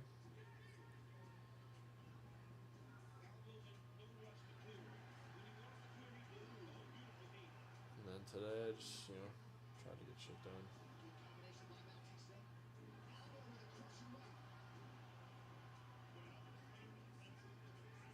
Got to see the girl I like. She was at first watch, so that's cool.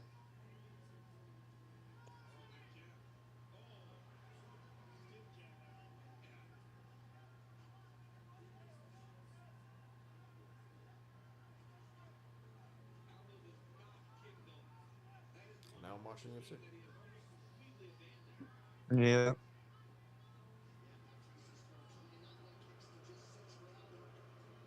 Pretty bad card so far.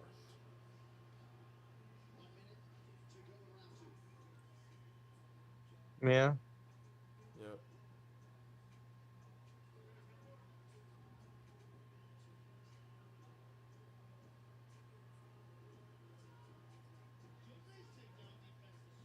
Got 2 subs, and Kevin Holland got his rib knocked out of place. And then everything else been decision, split decision. Right now I'm watching old ass Jose Aldo grapple fucking a youngin.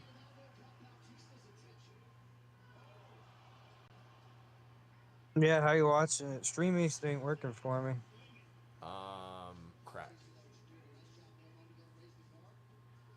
You know that one? No. Yeah, crack streams. It's legit. It's what me and Drunky used to use before we discovered Streamies. But yeah, Streamies is down today, which is weird because they were just they were the ones talking shit on Twitter. They were like, we can never get Yeah, shut they were the down. ones talking shit about never going down. Yeah, well, that URL went down. Maybe they haven't. I heard some people saying that it was up, but it was never working for me. Yeah, it hasn't been working for me all But night. this one's been working. It buffers every now and then. This one's been working and looking really good, honestly. Yeah, I'm on Solaris or some shit. I don't fucking know. It looks exactly like Stream East. Okay. Yeah, I'm using Crack Streams. It says methstreams.com up in the top left corner. Not particularly my favorite marketing, but you know, whatever. Who might argue?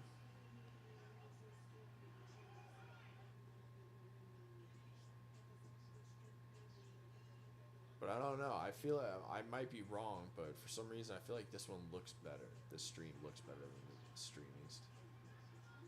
Mm-hmm. Not sure. It definitely goes from like non HD to HD, but it kicks into like it definitely kicks into like an ultra HD at some point, and it looks really good. But then it does go out of like whack. But it's nice to have the option every now and then on its own.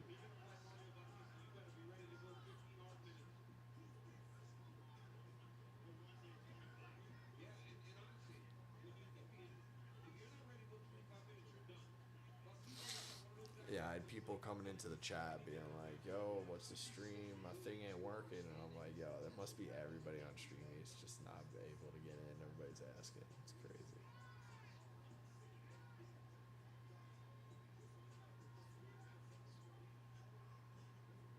So I feel like Stream East is up. It's just on a URL that we don't have and isn't popping up on Google because it's not as common. You know what I mean? Yeah, yeah, That's probably. that's my guess. Like I tried a few, but I couldn't find it all over Google, and I was like, all right, well, I'm just gonna use what's working right now. So I don't really care.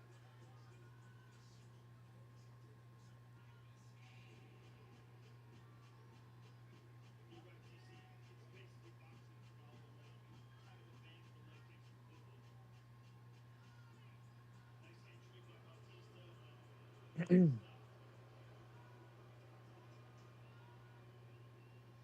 got the signs I need to price the car.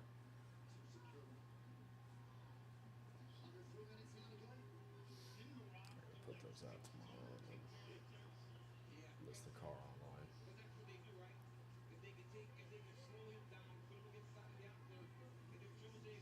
That'll be good. Get in good shape.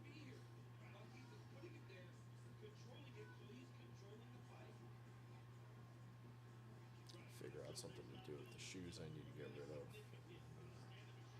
Then I'll be in even better shape. Other than that, I clocked 38 hours this week. I said it with 43. I did it full time. I'm glad about that 3 hours overtime is gonna come in handy. Yeah, I wasn't cleared for the overtime.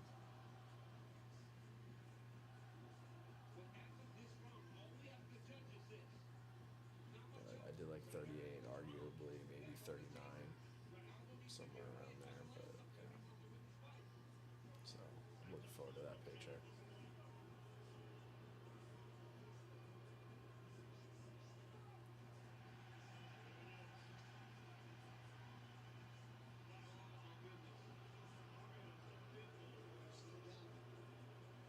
Despite that explosion, still unable to take Jose Aldo down. But he likes it here. He likes it here. He's controlling the fight. He knows he's making the decision.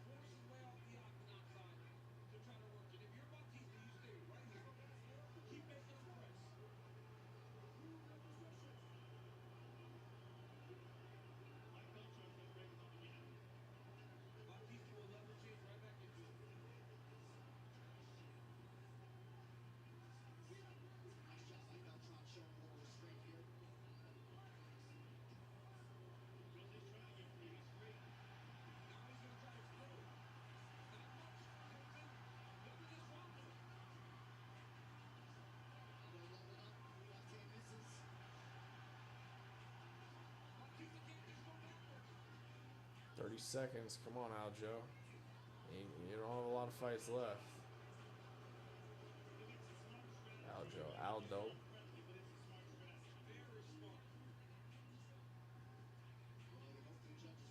And Mario Bautista, you're just gonna grapple? Come on, man.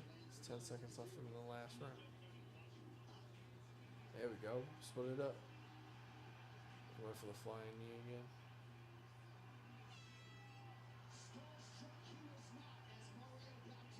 Alright, they threw hands at the end. That's good. Another decision, man. Oh.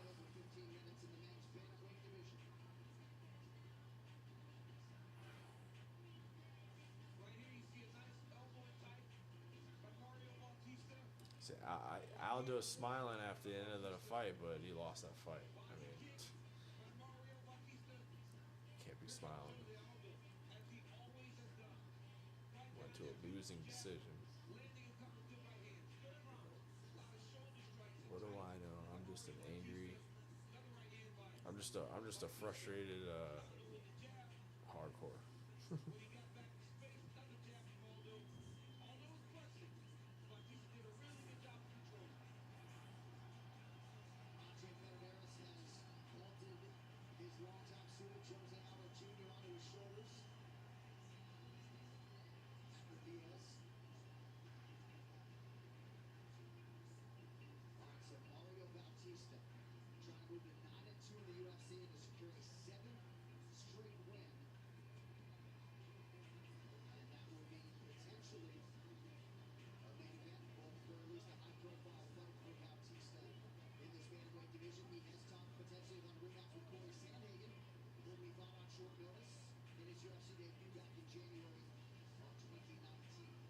Said he wouldn't feel right about getting a title opportunity if he didn't get it through Corey Sandhagen, which is a very tough task. Sandhagen's so good. And such a noble thought from Mario Bautista.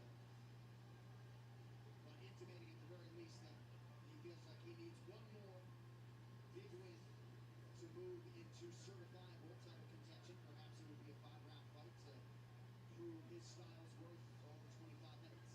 For now, official decision is in. It's watched by Hard Tools with over 800 quality tools to maintain your home, yard, and car. Available at Walmart with the scorecards. Here's Bob. Ladies and gentlemen, after 3 rounds, we go to the judges' scorecards for decision. Chrisley Scorsese, 29-28, Aldo. Mike Bella, 29-28, Batista. And Derek Lewis for the contest, 29-28, for the winner by split decision, Mario Bautista. Went to a split decision. I thought Mario had that decisively.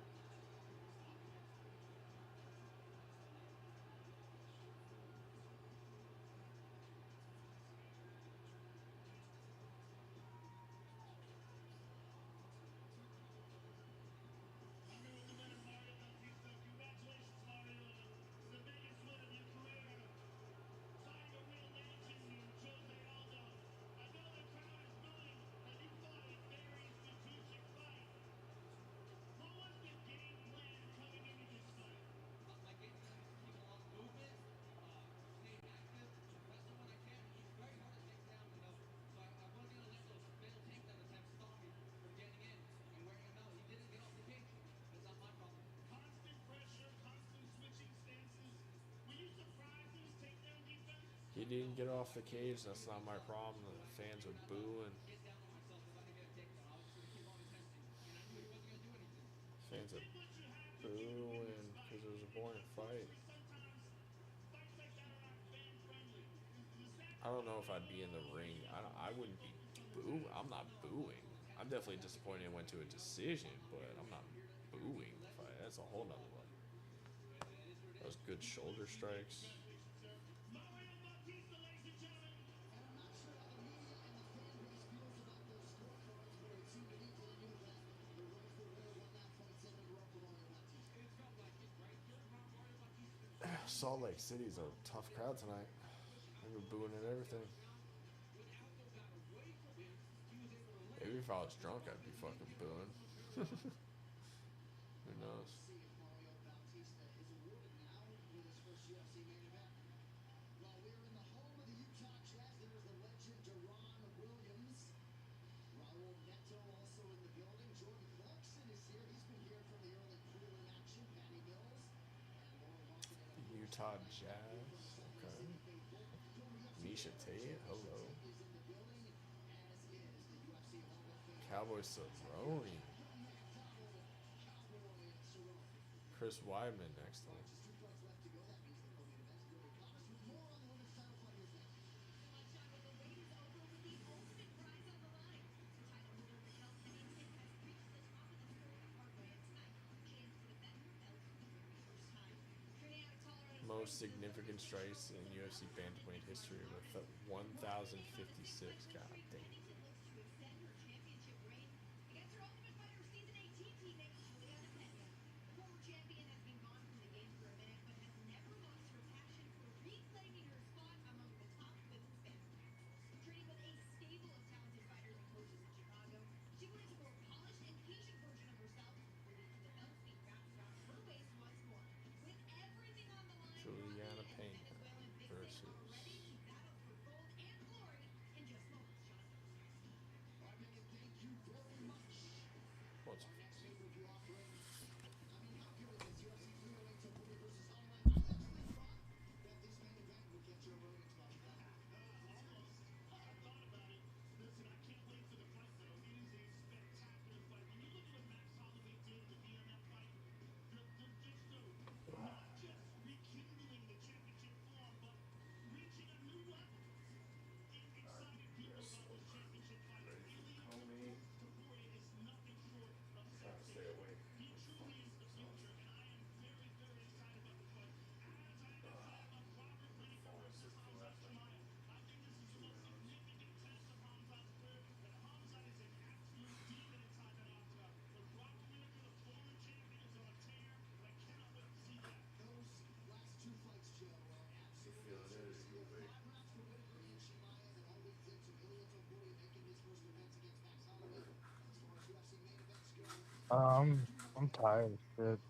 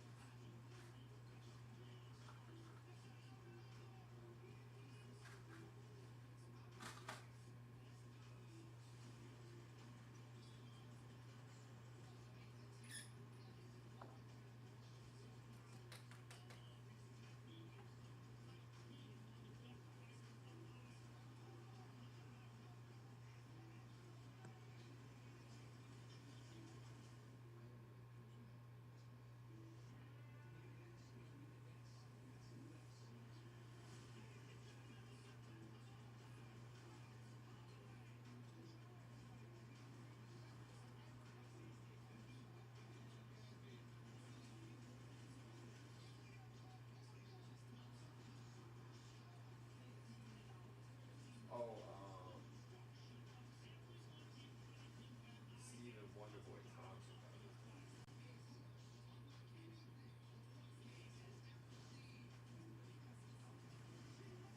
Joaquin Buckley, a.k.a. Manson. Clark.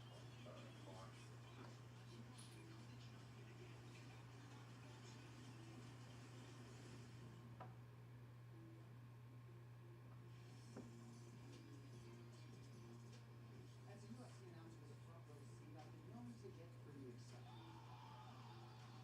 And with this latest DraftKings offer, you can too. New customers get 200 instantly in bonus bets when you bet just $5. Now you're feeling it. Download the DraftKings Sportsbook app, sign up with the promo code, and get 200 instantly in bonus bets when you bet just $5. The crown is yours.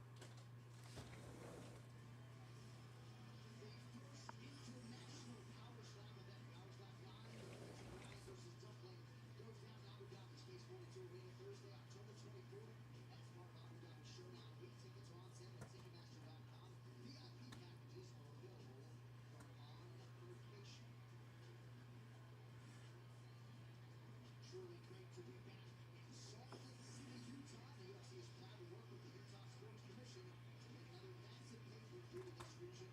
Visit UtahSportsCommission.com to see why Utah truly is the state of sport. Like, same piece, same weed, same everything. Presented by Be Change, Be Better from the Warriors. Rip the shit out of it, right? And it's not giving you that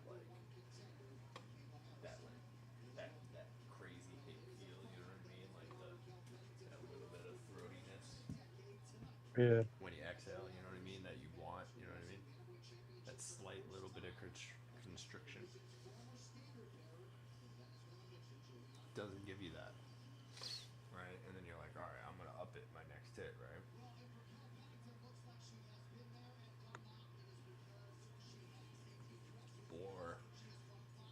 Or like not even, you take like the same hit, the next hit, like literally the exact same hit, and then it just fucking like, or even a smaller hit and just floors you for some reason. It's just like, just something about it just fucking combusted in the perfect way that this tiny little bit just fucking caked up perfectly and got you what you were looking for. You ever get that? Mhm. It's crazy. It's just like you're trying to replicate it. You're trying to like get the fucking perfect cakey hit every time. That's how it is for me, at least.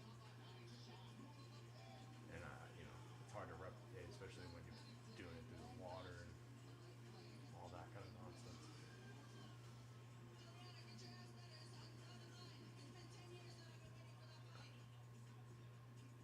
Let's do this. This is something that has been leading to happen for a while, and it all stemmed with her being a backstabbing, jealous weirdo who occupied our house while we were living in the same room as me. So I'm just thinking this whole time, she's my Combat friend. buddy. We're That's gonna so be funny. buddies.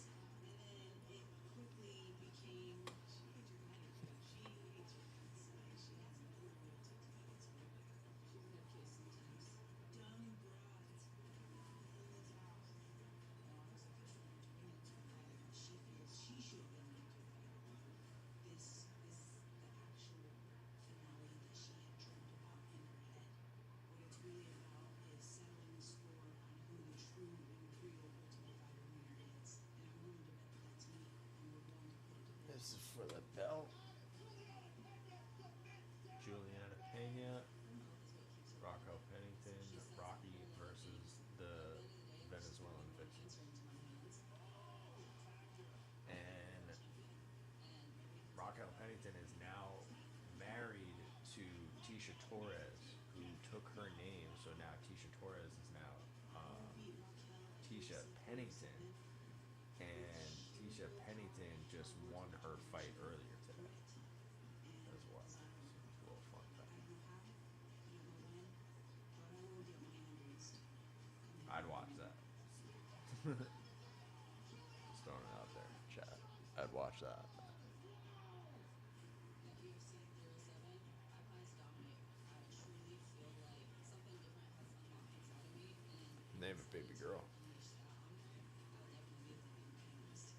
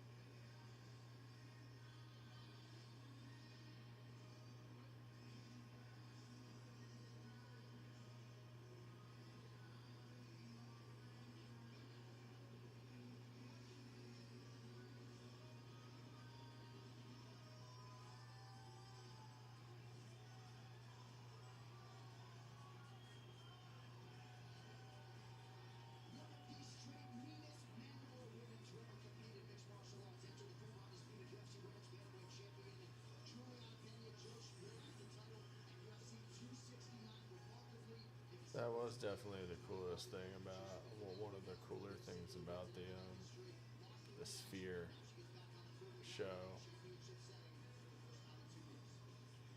They didn't have the lighting grid above the UFC, above the octagon.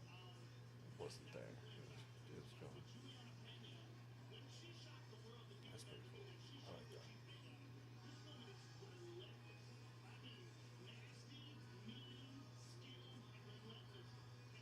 Truly believes that she's the uncrowned phantom they see and wants to prove that tonight. She has outstanding jiu-jitsu, a relentless striking game, Yep. the will to win.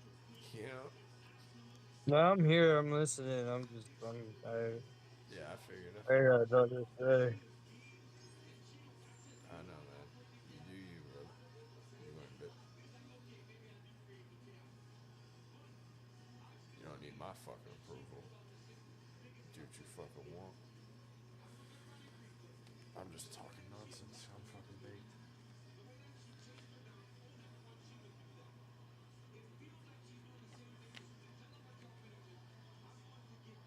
Oh,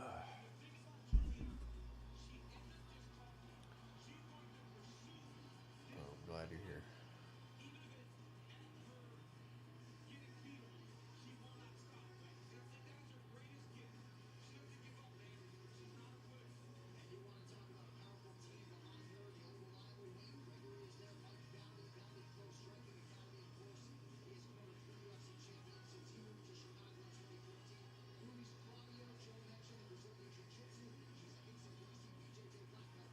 I was so happy for her when she won the belt against Amanda Nunes. That shit was wild.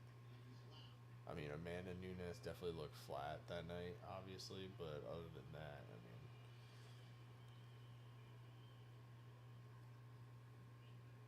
Sugar looked flat against Marab. Leon looked flat against Kamaru up until the head kick.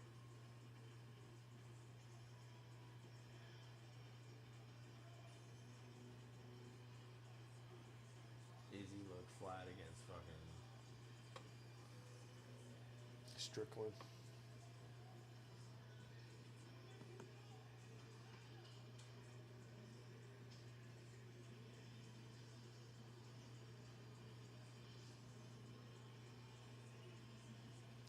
Oh, I was talking to this dude. He said his dream, like realistically, dream venue to see a UFC is Bank Arena in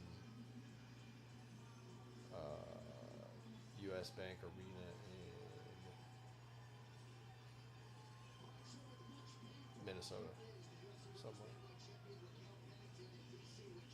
The Viking Stadium.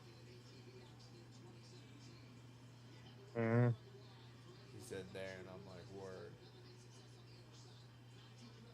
I'm not familiar with that stadium. But that's dope.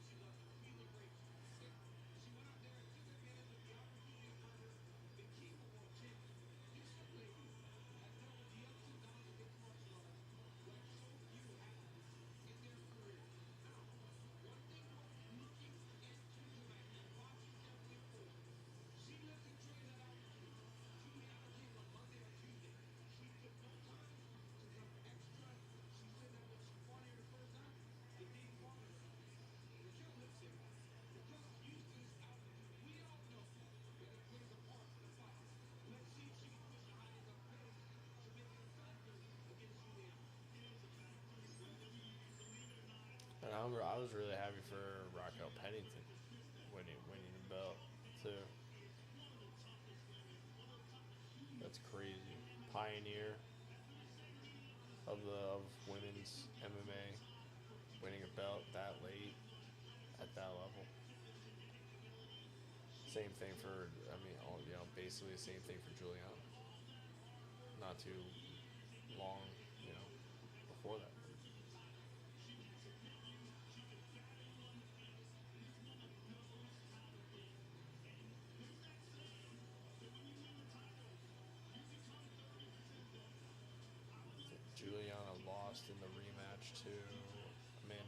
Nunes and then Amanda Nunes retire.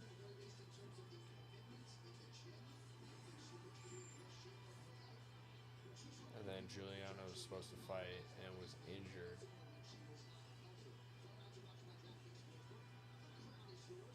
Rocco Pennington fought death by Snoo Snoo and beat her. I think that's what happened.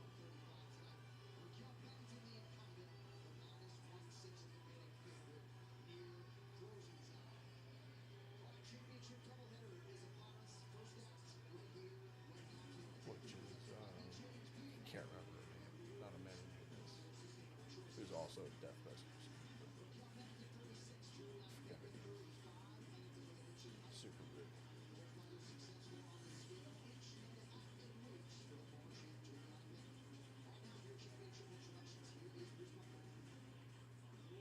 Juliana Pena looks like a bobblehead. He's like,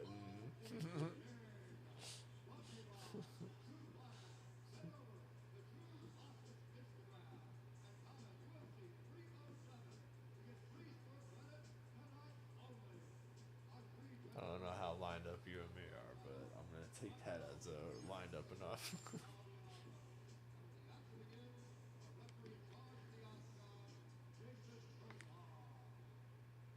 He's definitely fucked up a lot. But other than that, Sal D'Amato is my favorite judge. I think I've said that a million times. Sorry. Definitely have.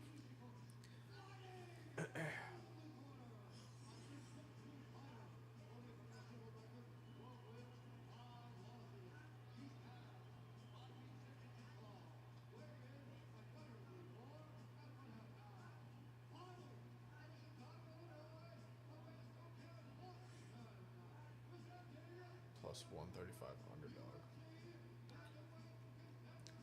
This wouldn't be a bad dog to put some money on, I'd say.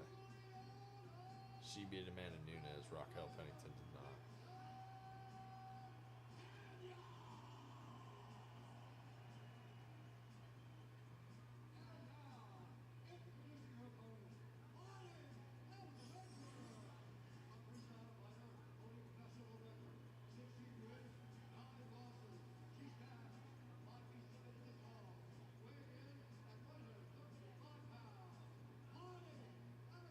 Seven and 0 as a UFC favorite. Damn.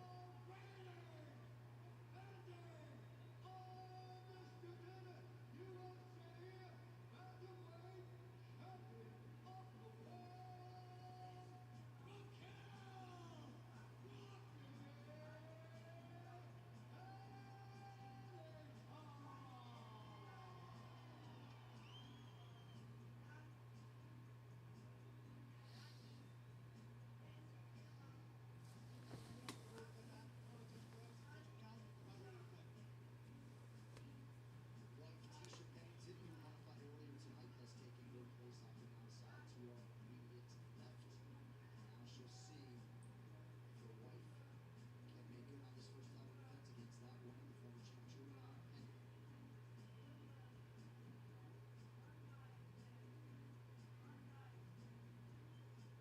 Some north and south Florida. The Lioness Amanda Nunes is tuning in. UFC Women's Bantamweight Championship is upon us. Pena in white. Pennington in the black and gold of the region.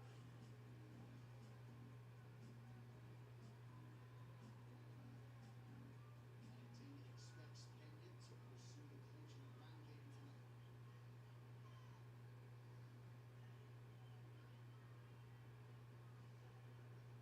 Pena did expect there might be some sort of in and out process. Nice jab by the former queen.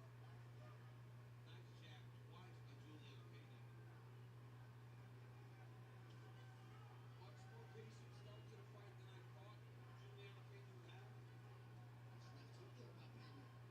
Pena looks very good on her striking, trying to time the entry of her gun pretty good.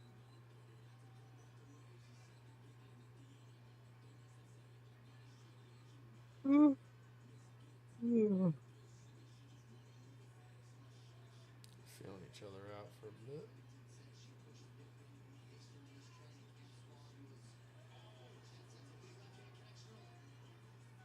Big left hand by Campbell. And got Juliana Cadenza. Teams always had good firehouse style. There's many connection. Nice jab by Rocky. The jab is a little bit sharper, a little bit straighter.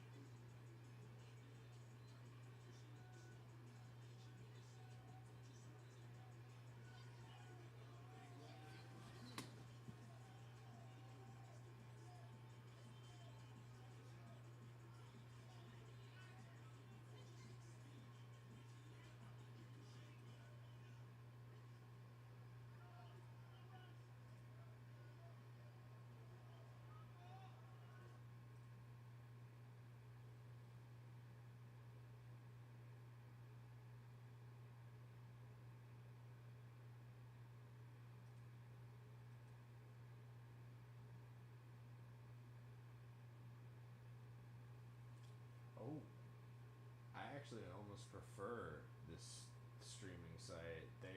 They let me change the volume on the video on the stream without having to do all the clicks. On the other one, I'm pretty sure I do. On all the other ones I've ever used, I'm pretty sure I have. I've never actually experienced this. That's a nice quality of life feature.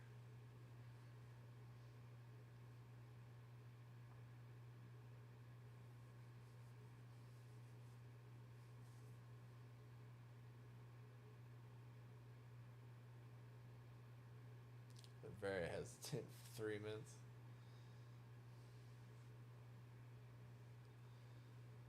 Yeah. Oof.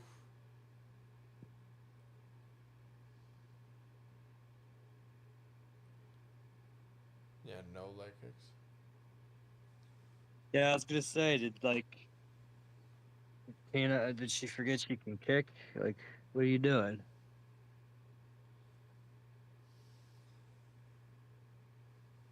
Oh. I don't know. Maybe they got, I don't know. My only guess is, People just get caught up in the boxing and the punching. yeah, Just get caught up. yeah, 100% that happens. I'm with you. Only other thing could be like, just don't want to blow your fucking knees out. Maybe you got a knee issue, got a leg issue. Who knows? But yeah, it's most likely that they're just focused on that right now.